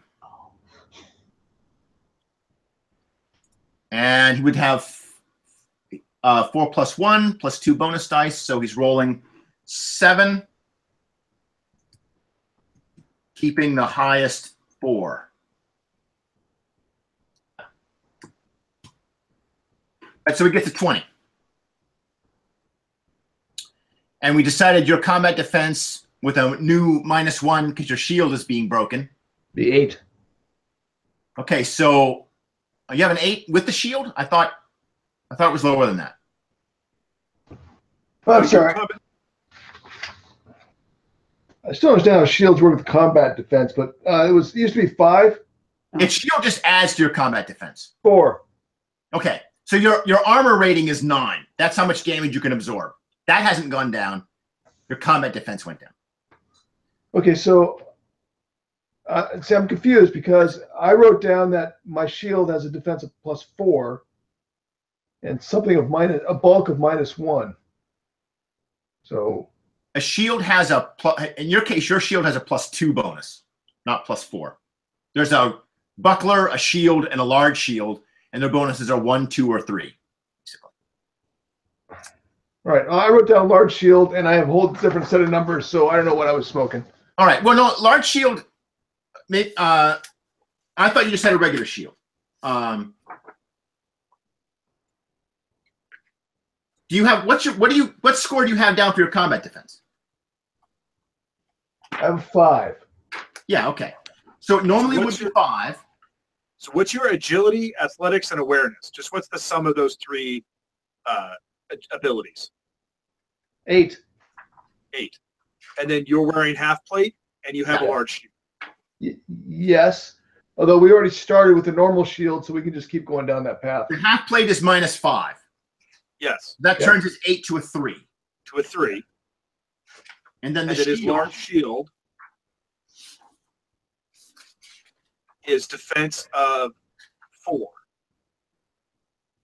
So he has. The difference is that we thought he had a regular shield instead of a large one. That's what's going on. Let's not bog this down. So let's move on with regular shield. Yeah. So you have a 4 now. A large shield also adds bulk, which I know we didn't deal with last game either, last session either. So for now, you have a regular shield. Right. All right, so your target number is 4. He rolled the 20. So he's hitting you on 4, 9, and 14, and 19. So he hit you 4 times. Right. This might hurt. But you absorb 9. So okay, so his damage of 4 becomes 16. So minus your 9 of armor is 7. You would take 7 health. All right. So what's your endurance? My endurance is 3. Okay, so you can either take 7 health, you can burn 3 of those points of damage to take an injury, and in theory, you could get rid of all the damage that way if you wanted to. Yeah. Or you could, in this case, get rid of all the damage. Although in this case, he has 9 health, and he took 7. So if you just take it, you're fine. You can just take it. You'll still have 2 hit points left, or 2 health. I'll take it. You're gonna take it all. I'll take it all. Okay. Take it all. All right. So you take 7 health. It's not an injury. It's not a wound. So it's not serious. It's just like a bashing. You know, he clobbers you with the sword a couple of times. And you get some bruising and it hurts, but it's not seriously, you're not seriously wounded. He doesn't penetrate your armor. Okay. They've all gone. Yeah. Top of the turn. Benjamin. I am so. Now, what you want to know is if you are close enough to charge. Yeah, but I gotta draw my sword. So that's a half. Okay, so you're going to have to sprint again to get Yeah. into melee. Yeah, that's what I'm thinking. So yeah, I'm gonna have to spread another 9. Okay, you do that. You are now within melee range of either Sir Ander or Sir Corbin. Okay. And you could have also charged. Charging only moves double her regular movement. Yeah, I don't think. Oh, right. Yeah, I wouldn't have. And she has to draw her weapon still, too. So. Yeah, and drawing a weapon while you're moving is allowed, but if you attack with it on the same turn, you take a minus a motor. That's right. So she can draw. So you have your weapons out now, Benjamin? Okay. Good. Thanks, James, for reminding me of that. Okay. I really need a horse. Well, and they also, just because of the way it worked out, I should have started you guys closer to the fight. But you guys were sneaking around outside, and then I sprung the ambush early. It's my fault. It's definitely Corlin's fault. Anyway, okay. Speaking of Corlin, it's your turn. All right. So is the guy actually out in the open at this point, or do I need to? You can see him. If you want to, you can step out with your lesser action and shoot him. Okay, because that's the question is like, could I theoretically get myself partial cover by only coming out enough to shoot? Yeah, sure. And just use a greater action to double shot him? Yeah, you could just like lean around the tree and shoot him and make it hard. Yeah, you can. I don't remember exactly how cover works, but if you don't kill him, we'll look it up. Okay, sounds good. Okay, so now I've got 2 wounds, 2 injuries, not wounds. So I'm -2. Correct. And then I'm doing same as you rolled last time. Kill 4, -2, repeat twice. I think he's getting dark. There we go. So I hit on a 13 and a 20. Oh, do you already know what his defense is? No, those are what my rolls are. I know his defense is under a 13. So what's your total? I rolled a 13 and then I rolled a 20. Wait, are you double shotting? Yeah. Oh, okay. It wasn't an action to pop out. I said if I just leaned out, can I just shoot double twice? Okay, yeah. All right. So yeah. All right. Some cover. I wouldn't be under. I expect I'm under the total cover, but. So let's get your first shot. His defense is only 4. So you hit him on 4 and 9. You hit twice. Yep. So that's 12. Okay. So his armor is 5. So he would take 7. -1 for piercing. Yeah. He would take 8. Okay. So he takes 8. And the second shot is a 20. Worse. So you hit him like 4, 9, 14. You hit him 4 times with that one. Yeah. So that's 24 damage. Right. So he gets 20 through his armor. All right. So you kill him. Yes. You stick him to a tree. How would you like to do that?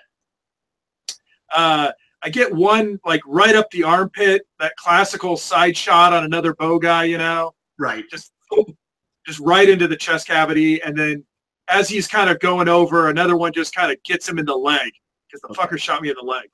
Okay. He's Pardon the language. Down very dead. Now I don't have to look up cover. Thank you. All right. Jenna and Willem. I turn to Jenna and I'm like, sounds like it's going pretty well. I'm hearing groans, but they don't seem familiar. You can see everything from where you are. We're not that far away. You see your dad like getting beat on by 2 guys. He's got it. He's got it covered. Would either of you like to do anything, or are we just hanging loose? Let's see. Where you can pass, which gives you 2 bonus dice next round if you do something. Let's start moving towards one of the number 1 tents to start looking for Maehna. Okay. Good move. I was going to suggest that, but you You won't be able to search the tents while you are on horseback. Correct. We do still need to move towards them a little bit. Yes. Are you staying together, moving towards the same tent, or are you splitting up and searching different tents? I'll actually suggest to Willem Yes. that he might want to go search a tent while she stay with the horses. Wink, wink, nudge, nudge. throw them off the horse. Make your father proud. Yeah. Make your Yes. father proud. That sounds like a good idea. Okay. All right. So Will dismounts and moves towards the nearest tent. Okay. Let's see. Ricard, your turn. You are in melee with both men. I'll kill one. Or will you? Yeah. So who's it with? It's with Corvin and was it the archer? And Ander. and they see that both of their archers have been shot. That Wart and Cole are both dead. In fact, like Corvin says, Wart and Cole are both dead. And Ander, who is hurt, shouts out, flee for your life. Oh, that's right, because I put an arrow into Anders' arm. Yeah, Ander is wounded. Yeah. So I'm unsure of the mechanics, but I'm gonna kind of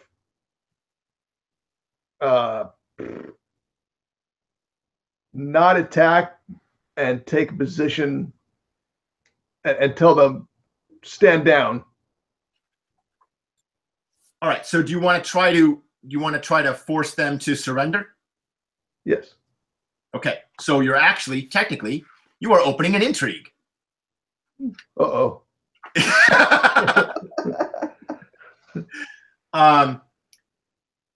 But I'm just gonna simplify this and say that well, let me think.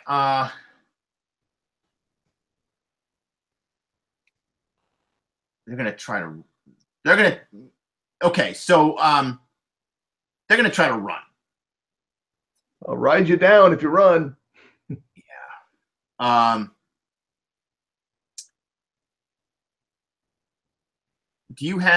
Is intimidate a skill? I can't remember. It's probably under persuasion. Yeah, it's a persuasion specialty. And my specialty in persuasion is convince. Right. Okay. So you're good at persuading. You're good at, yeah. Getting people to go die for me. Yeah. Right. All right. So these guys are really already hostile to you. You shout a warning to them. The warning that you've already shouted. Okay. Let's move on. Next, Sir Corvin. Corvin sees Benjamin in melee range and you, and he turns and runs. He sprints south. No. I feel like always running around the building, not getting anywhere. There you go. Because of somebody else's action. He is not very fast, so his sprint is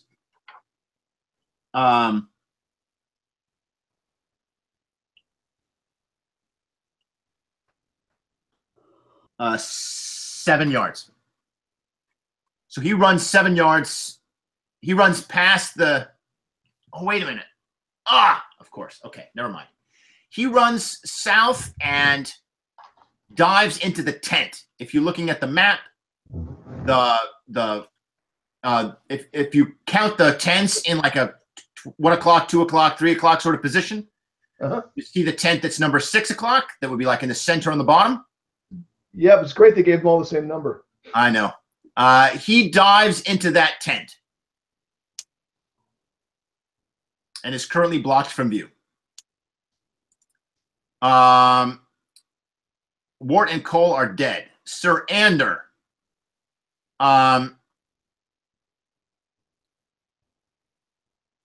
He is wounded, which subtracts from his speed. So he begins limping away. He moves about 2,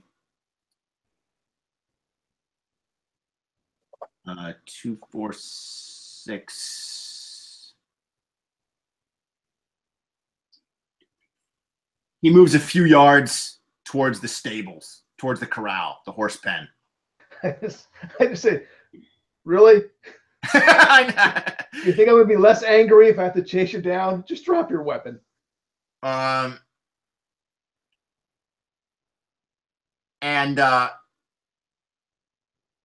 then we're back to the top of the round. Benjamin. All right. How far away am I from that tent? The tent that you run into? Yeah.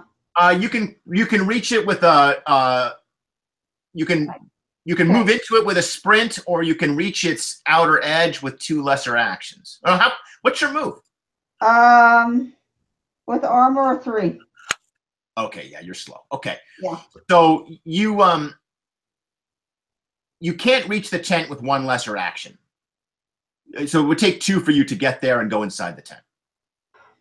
Don't go inside. No, I'm going to sprint, and I want to stop at the right outside the tent. Okay, you right outside the tent, and basically you are surrounded. Your best chance to live is to surrender. Roll awareness. I'm not going to run in there when I know he's going to be waiting for me. Sounds like crossbow. You're that crossbow you always wanted. Right between the eyes. 9. Okay. You realize that he's like doing something in the tent. He's not aiming a crossbow at you. And you realize that he has Maehna. And he says, I'm walking out of this thing, or your friend dies. Yep. All right. That was Benjamin. Corlin, you're off in the woods. You've got 1 target still. If you want to shoot Sir Anders, you can. So Sir Anders is at this point still threatening. Yeah, he's like trying to run away from Lord Tanner. He's got an arrow sticking out of his shoulder. Yeah, I remember that. I remember doing that. That was a good shot. So when so I've got, is he running towards me? Because they came up behind. No. So he's kind of running to the east or the west. He's running in a 4 o'clock direction. Okay, so he's running away from me. Yes. And them. Yes. So where did we leave? Is he running in any direction that would threaten the Lady Tanner or Will? No, Lady Tanner is at the edge of the camp on her horse, pretty safe, and Will is exploring the tents looking for Maehna. Okay, I will move up with a lesser action. Yep. Basically stalking with my bow drawn. Yep. And then with my other lesser action, I'm going to hold. I think it's a lesser to not to pass, but to what is the thing? Not counterattack. Counterattack. Counterattack is a greater. Oh, counterattack is a greater? Yep. Do I have line of sight on the tent or see the tent that the you saw Corvin dive into a tent, but you do not see him. Okay, so I will Benjamin at the front of the tent looking in. Okay, then in that case, I'm just going to come up and sprint into the camp. Okay, so what's your sprint? Because I'm basically going to try to get to a spot where I can cover people. My move is 4 with a 4 multiplier. So it would be 16 and then subtract your armor's bulk, which I think is 1 for you. It's 0. Oh, is it? I have the armor that's bulk 0 on purpose, so. Okay. It's All right, so you move 16 yards. Does he get any penalties for his injuries or his movement? I have 2 injuries. Injuries don't subtract. If they were wounds, he would be moving slower. Yeah. So I Arrow in the thigh is just making you go faster. Yep. Yeah. So I have 5 damage and 2 injuries. So maybe they do. I'll look it up. I'll look up effects of injuries and wounds on movement after the fight. But at that, I can sprint to pretty much wherever I want, right? Well, you're still off the map. You were off the map before you started to sprint. So moving 15 yards, 16 yards will still only put you like barely on the map. Okay, so I'll be coming out of the woods, basically. Yes, exactly. You're coming out somewhere around the horse corral. Yeah. Well, no, you're off the north side of the map. So you're coming. I thought the horse corral was the north side of the map. No. Oh no, I'm reading the other way around. The stash, number 2, the stash. You're coming out near the stash, exactly. I'm coming out through the stash, so I'm pretty much right in that area. Okay. You're running. Okay, next, Jenna and Willem. Okay, so Will, you are about 8 or 9 yards away. No, less than that, like 6 or 7 yards away from the tent where you hear Corvin's voice coming out of. And Benjamin is at the front of the tent. Yeah, I'm going to see that, and I'm going to sprint to see if I can get to that tent. You want to go in the front, or what do you want to do? Yeah, I'm going to go right alongside Benjamin. Okay. What's your sprint? I'm sure it's far enough, but 16. Okay. All right. So yeah, you run. Benjamin, you are joined by Will. Tanner. I want to go through the back. While I'm distracted from the front, I want you to go to the back. Jenna, you're on your horse. Sure am. Let's I guess let's start moving in towards the fray a little bit more. Sure. The only thing you see right now probably is still Sir Ander is staggering away from Lord Tanner. too far away to have heard the commotion in the tent. No, you can tell that there's some sort of converse. You didn't hear what was said in the tent, but you can tell that Corvin's in there, and that Benjamin and Will are both guarding the entrance. We'll make our way towards that tent, still kind of within tree cover. All right, so you're basically behind the big stump Yes. in the map. Okay. Ricard. So if you want to, you can still defeat him, but you don't have to kill him. You don't want to. You can just if you want, or if you want to kill him, you can. No. Well, I tell him, drop your weapon, or we'll shoot you and you'll die. It's death, or you can take the black. And then I tell Sir Corvin, what do you think is going to happen to you if you kill her? Well, you can't see Corvin. He's in the tent. Oh, I didn't hear him say his thing. Yeah, you didn't. You were not close enough to hear that. Oh, I'm sorry. But when you suggest taking the black, Sir Ander sees a possible not death escape route, and and he drops his sword and says, "I yield." Okay.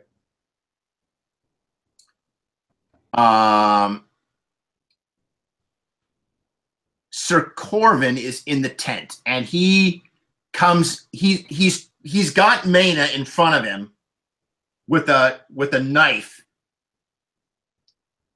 and he's trying to come out the front of the tent. So I need to know if Benjamin and Willem are going to stop him from doing that. Yes. Okay. So he stands in the tent with her and says, "Make way, or I kill your friend." You do that, there is no place on this world that you will be safe from our vengeance. Drop the knife and let her go. Well, this needs to be some rolls, I think. Willem, would you like to get involved in this? Because I think you guys are opening up an intrigue on this guy. I have no idea how this works. We're trying to intimidate somebody in something like this, but except that he starts off hostile. I know that. Yeah.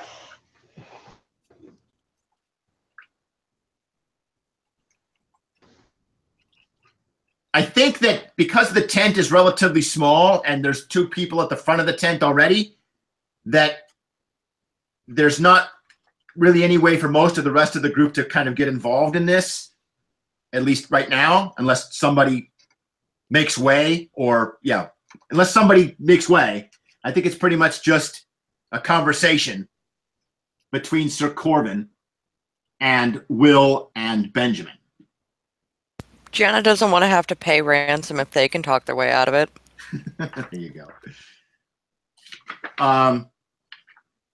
So if we look at intrigues,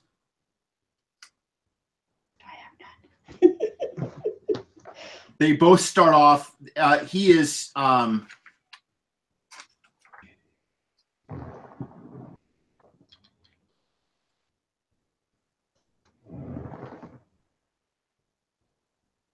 let's call him unfriendly.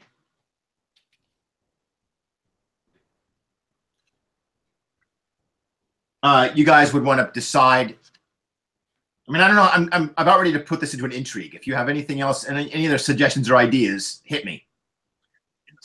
I will be assisting the intrigue if it comes up by threatening him with an arrow. It's pretty much just the 2 people at the front of the tent. Yeah. Oh, William, do you have anything that'll help? Intrigue A is few not tricks up my sleeve. All right. So if you look at the intrigue stuff on 144, 143, you have to figure out what your opinion is of this guy. What's your disposition? Paper? There's dislike, unfriendly, or malicious.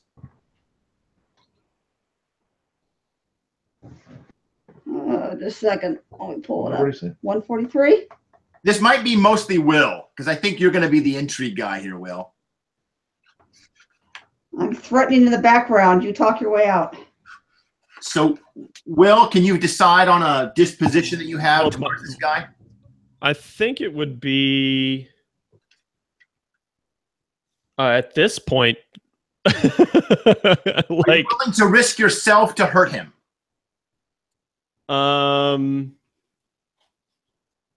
No. Then it's probably unfriendly. Yeah.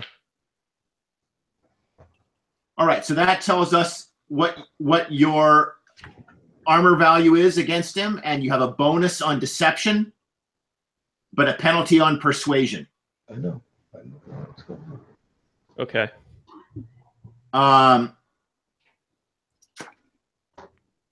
And then you pick a technique, how you want to try to get him to release. I'm going to try to convince him. Okay, and what do you want to...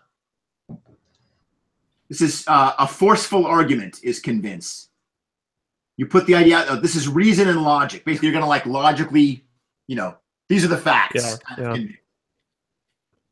Yeah, there's, 4 of us and 1 of him, and It's the odds. All right, so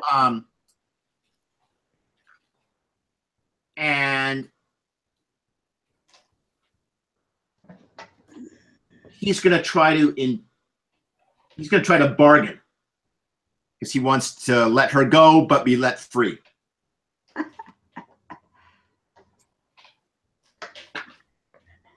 All right, so then we get to the actions. So Benjamin, you can be assisting Will, okay? okay. You have to make a persuasion test, and if you succeed, then Will gets a bonus. Okay. A 9. That's exactly what you need. So what's your ranks in persuasion? I'm sorry, what? What's your persuasion score? I have a 2 persuasion. All right. So that basically, Will, you get +1 from Benjamin. And I get a I have a +1 bonus die for characters with status -3, which I assume this guy is. You mean a 3 or less? Yeah. Yes. His status is not higher than 3. His status is 2. Because he's a mercenary. So yes, you get that bonus. Okay. You also go first because you are higher in status than he is. Okay. So what action would you like to do? So I'm going to try to convince him, you know, saying that this, you know, he is way in over his head here. Yep. That there's no way that he would get out of here alive. All right. Now, do you want to just try to wear down his hit points with influence, or do you want to try some other? You have other action options. Like just to give an example, if you remember, Dai's character Jenna has like a first round kind of gambit she can use where she just sort of considers him and she gets a bunch of bonus dice, but she's not actually influencing him, for example. Or do you want to try to make his reaction, his disposition better? Like, do you want to make him less unfriendly? Yeah, I'm gonna try that. I'm a charmer. Okay, so that's let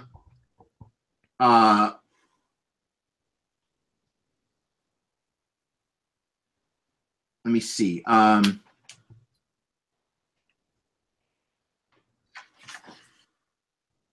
What was I?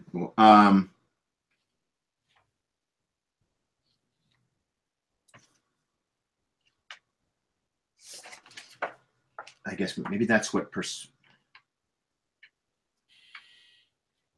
Oh, here we go. Consequent. If you want to make his disposition better, that is charm. So if you want to use charm to make his disposition better, or convince to just convince him that he can't, just to just do damage to him, right?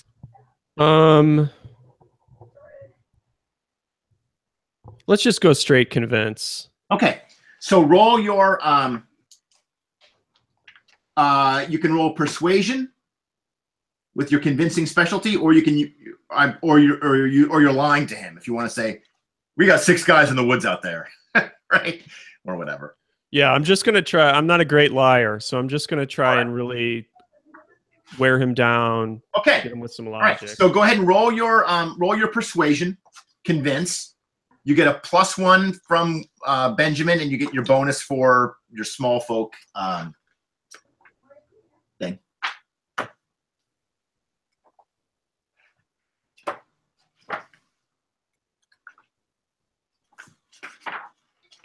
So 18 plus 1, so that's 19. But then I think it's minus.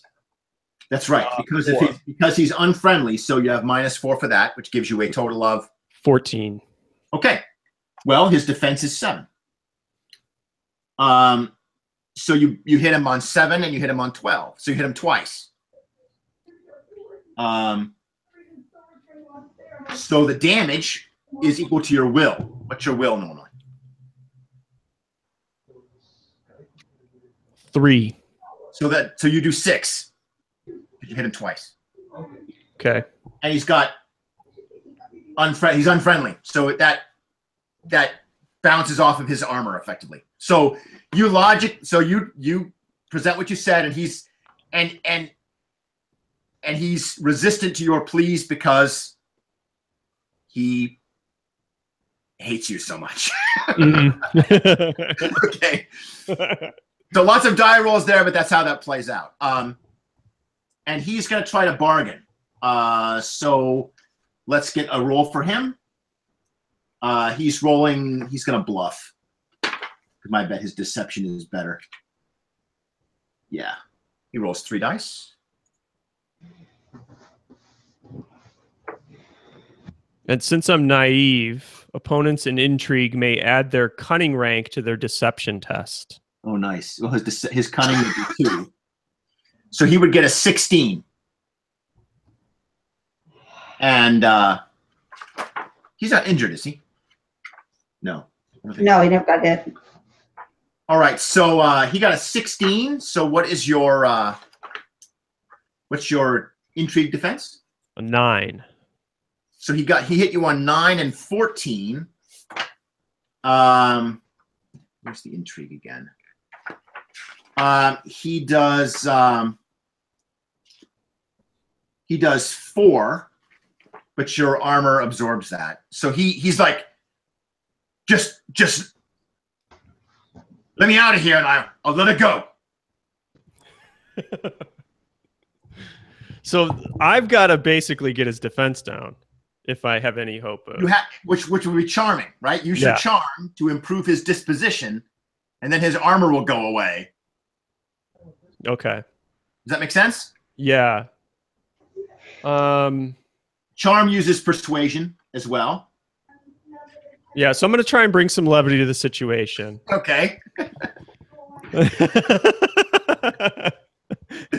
Like, do you remember last night we were just hanging out by the fire? Like, how have we gotten to this point here? Okay, roll your persuasion charm.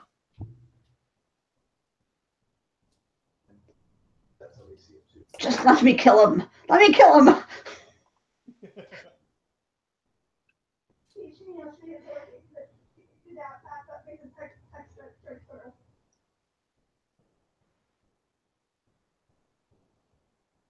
And you have all the same modifiers as before. It's really high.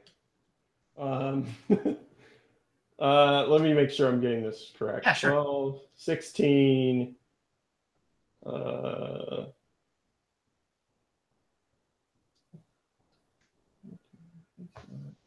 32 plus 1, 30, 33. Oh. Plus 35, I think. Okay, and you had like -4 for disposition, right? -4, yeah. So 31. 31. Okay.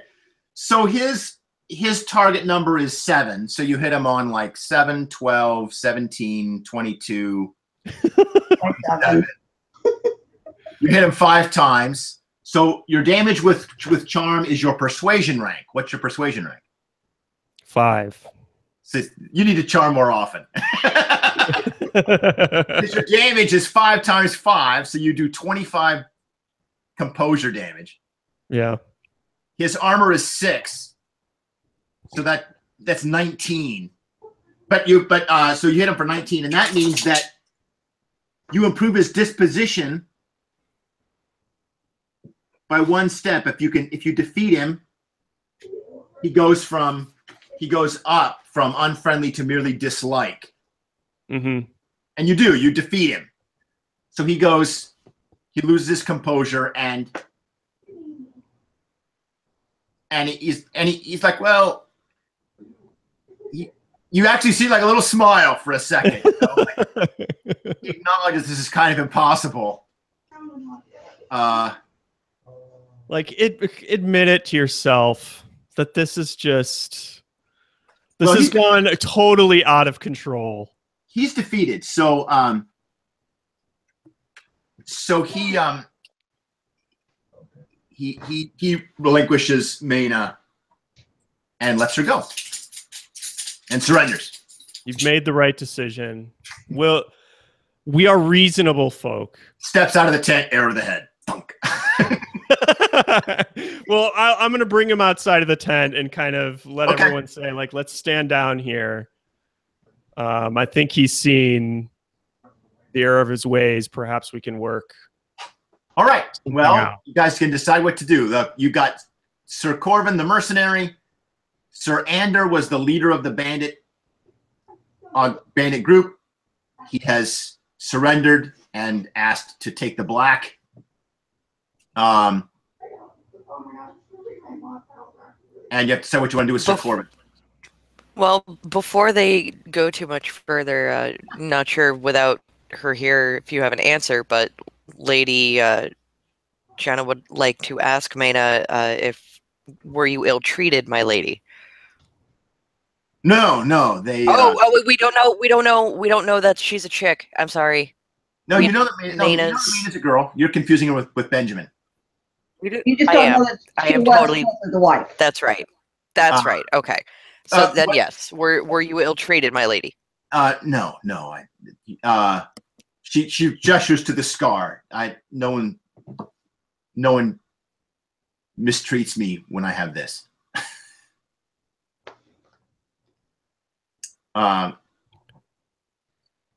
And she thanks Will. She says, "Thank you, my lord, for coming to my rescue. I did not look forward to a knife in the throat." Of course. Corvin. Yeah. What So I'm going to ask him why. Is this all for just profit? Is that why you're? Yeah. He explains that they're mercenaries basically, and bandits, and they've been making a pretty good living this week, robbing travelers heading to the tournament. There's a lot of traffic on the road, and they didn't expect. They had expected to ambush you on the road, but you didn't show up. And before they could figure out what to do, you showed up here. Well, I'm going to defer to my father as to what we ultimately do with this person.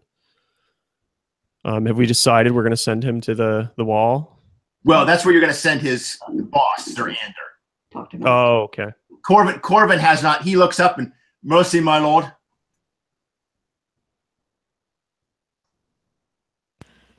Are we on the lands of the house hosting the tournament? No. So I apologize for being out. I had a little crisis. Oh, is everything okay? It's fine. Okay. What was the quick results? What did we agree to let him go? Let her go. Sir Willem convinced Corvin to release Maehna and surrender.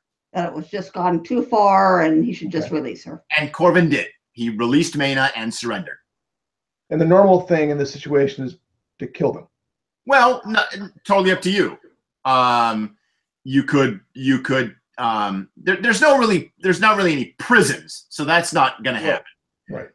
Jenna was going to suggest bringing him to the tournament as kind of, hey, we caught this guy. Let's let the people who he's hurt decide what's done with him, and also keep their loot. Although, isn't in this case Lord Tanner? I mean, he rules the king's justice in this area. We're still on his lands, or are we outside? You are not on Tanner land. Okay, so but you have the power to dispense justice over this bandit. You could kill him. You could send him to the wall. You could take away all of his weapons and armor and release him. You could take him as a prisoner back to House Tanner and make him work it off. You could chop off his hand and say, well, you're not going to be a bandit after that, and let him go. You can do whatever you want. In his defense, he did lay down his arms, but there were kids killed, so I'm feeling a little right. We have to remember that. That killed the yeah, Corlin's in the same boat. He has no problems with the fact that we downed a couple of these guys. They did atrocious things. They took one of our house. Took one of your house as a prisoner. Was going to take us on the road.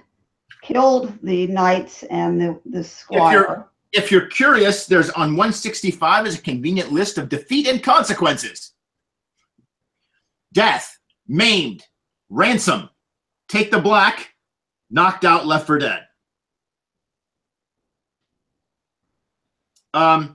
Characters can yield to choose the outcome. And if that's no good, I can give you a counter offer. Right. But in this case, it is totally up to you what to do. Sir Ander is content. Well, he doesn't like it, but he would rather go to the wall than die. Yeah, and that was the agreement we made, and that's what will happen. Right.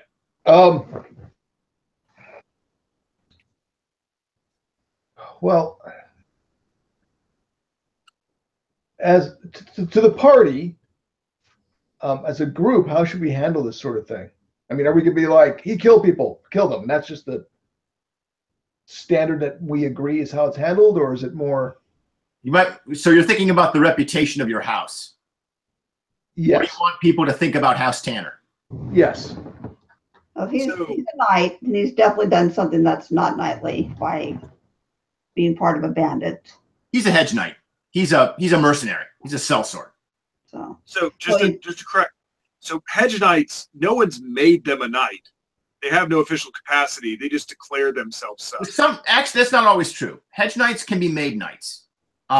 Hedge knights are anybody who uses the title knight who has not been anointed by the Seven in a holy ritual. Okay.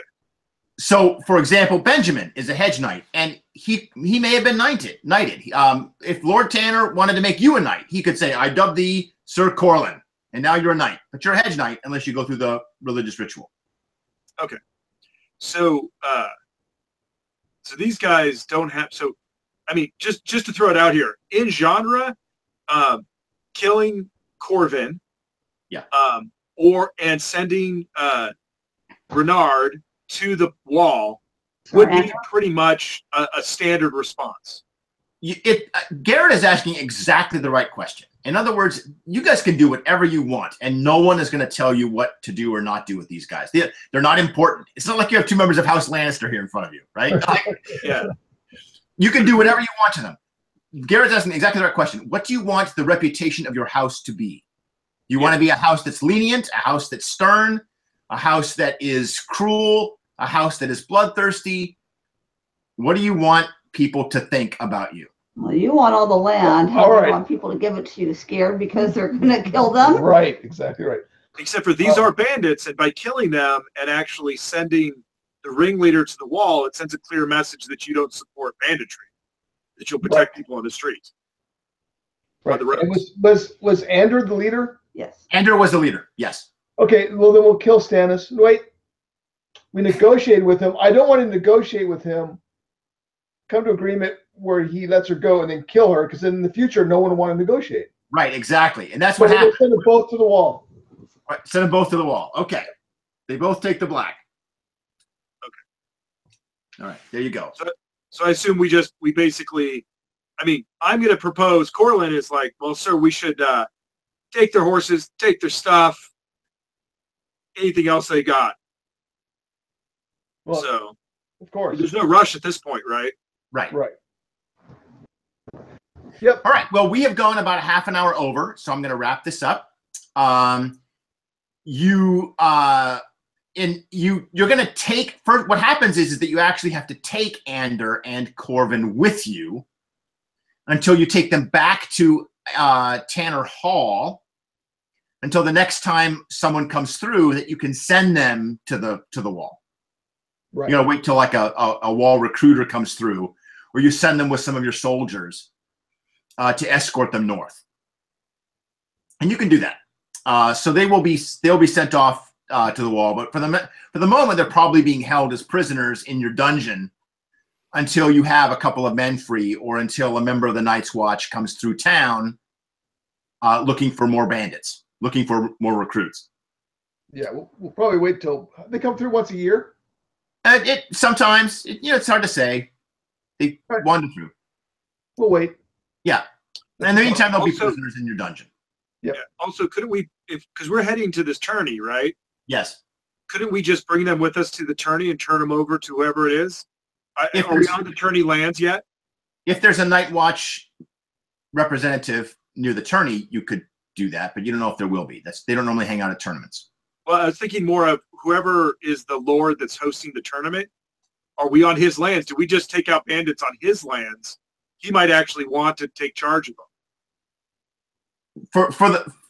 For this episode, I'm going to say let's not do that, because I don't know who that is. Okay. And besides, I just soon keep it where you guys decide your own fate. You know, I don't want to make you have to do it. I don't want to pass the buck when I don't have to. Right. Okay. You gather up the belongings of the bandits, their various loot and plunder, and you continue on your way to the tournament. Word spreads from the Crossroads, from the inn at the Crossroads, about your encounter. You probably returned to the inn to get your stuff and to rest and recuperate. Some of you took, who took an injury?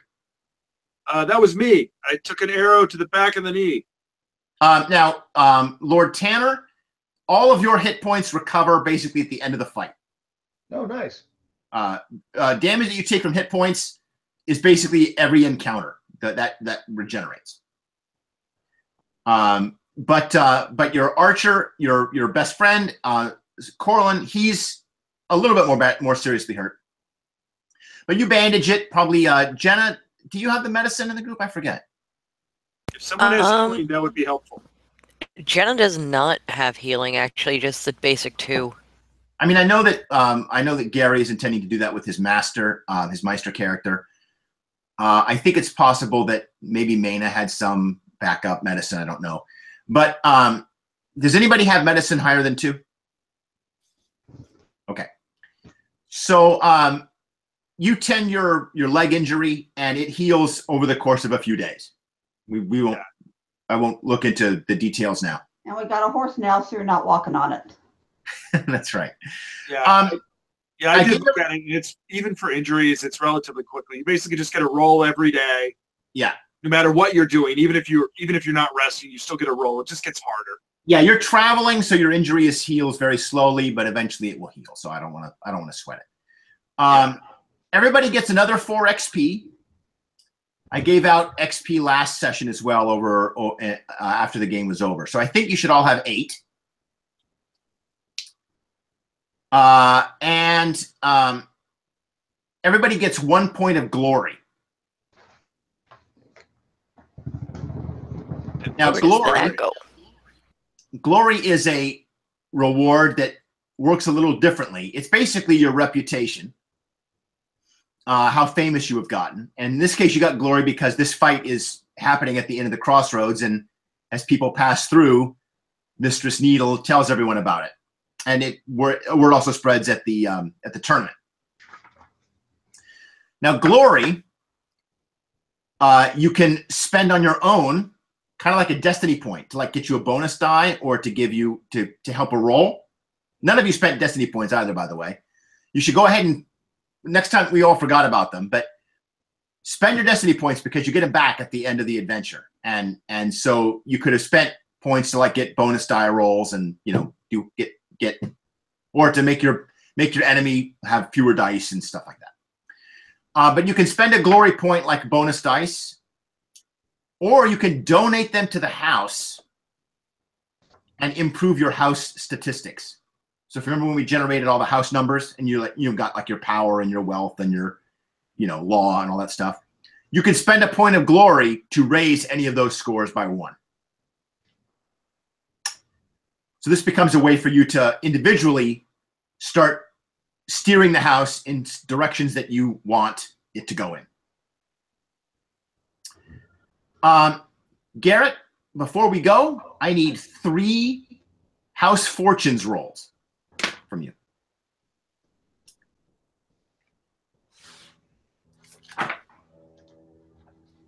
Did I lose everyone? No, I'm here. Sorry. So 3 house fortune rolls.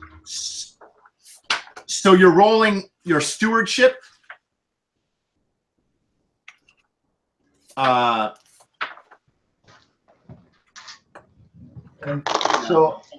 all right. So I have Yep.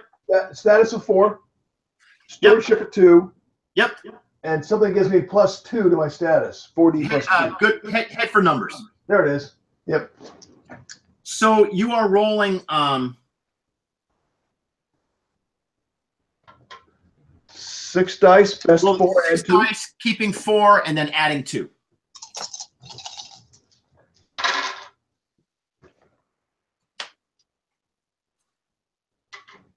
$18. Okay, roll again, second time.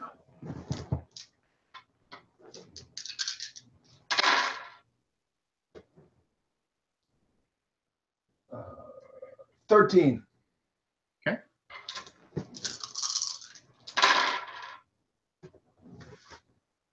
13. Oh, again. 14. I'm sorry, 14. 14.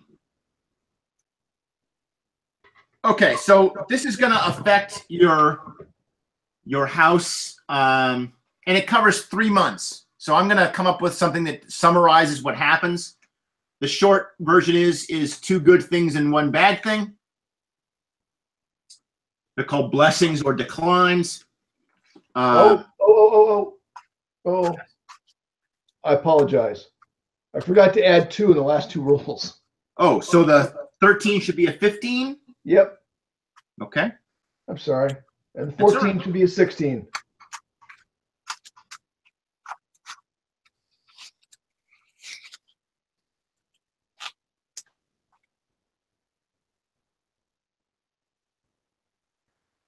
Okay, so still 2 good things and 1 bad thing. I'll make some random die rolls and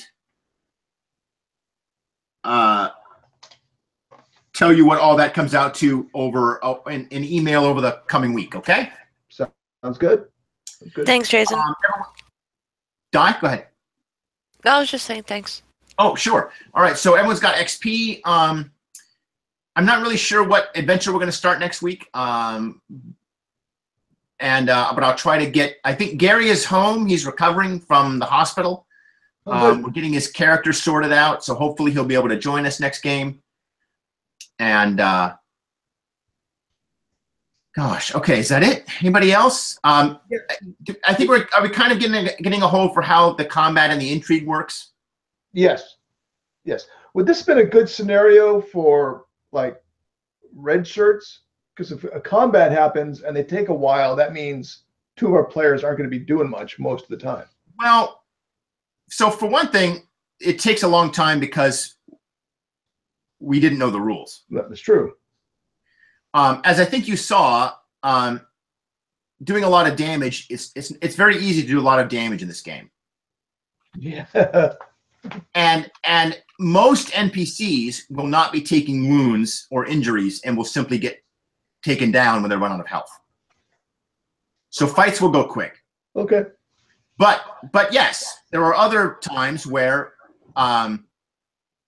if you know you're going into a fight scene, then we'll have like guards or whatever that people can play.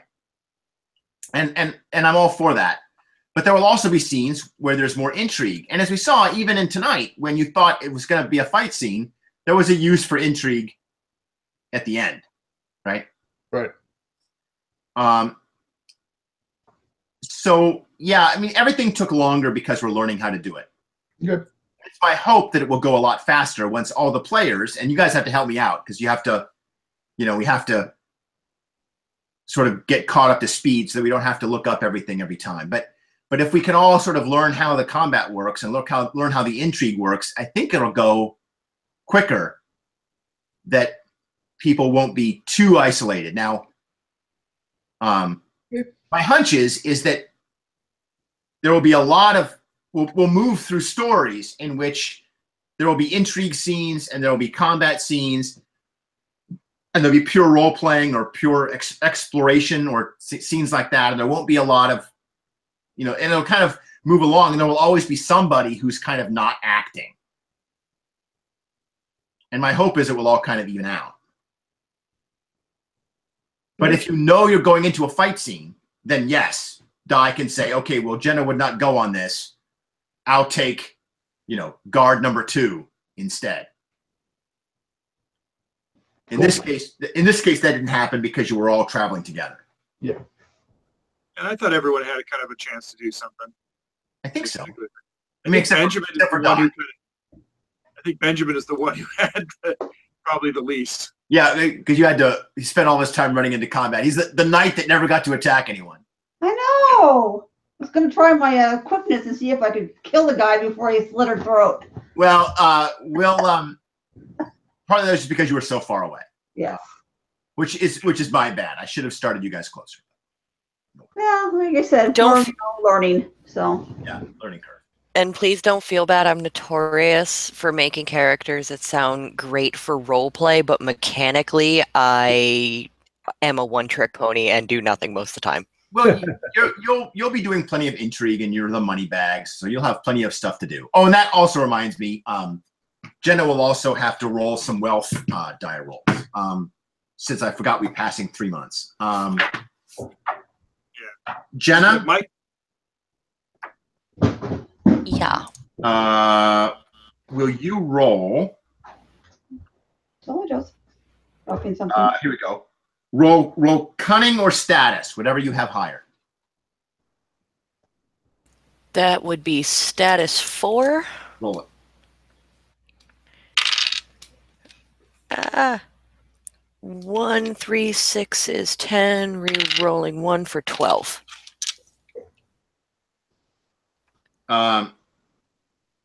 Okay, 12.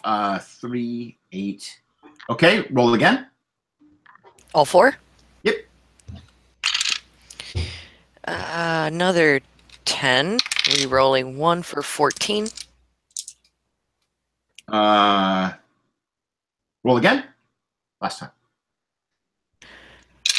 And 11. Re-rolling for 12. 3. Okay, so you have 70 gold dragons. Every month Nice. you get like 20 or 30 gold dragons. I am now up to 81 gold dragons and 12 silver stags. Now let me tell you where the gold sink is. Okay. When you accumulate a lot of it and you're not sure what to spend it on, 200 gold dragons raises your house's wealth score by 1. Okay? And that's your gold sink. Sweet. So when you get a whole bunch, And now I Yes. can't use gold to help with the getting us the hall or the castle or increasing that well, in a sense, portion. you can, because wealth can be converted to other things. Okay. So yes, if you decide that you want to donate money to the house and spend 200 gold dragons and raise the house's wealth score by 1, then Lord Tanner can convert some of that wealth into power or something else. Strongholds. So yes. Noted. Yeah. And then all of you can also use your glory to add to any of those house stats as well.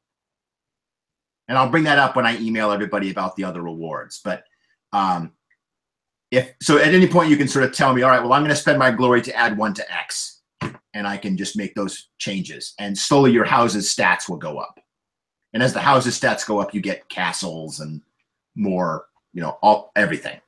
You can what you really need. What I would really like to see at one point is some banner houses. Like get a banner house to swear allegiance to you. That would be pretty great. That would be cool. Yeah. All right, And everyone. for anyone who's interested, Jenna's email box is open. We'll trade gold for favors. There you go. We'll trade gold for favors. Okay. All right, everyone. Thanks again.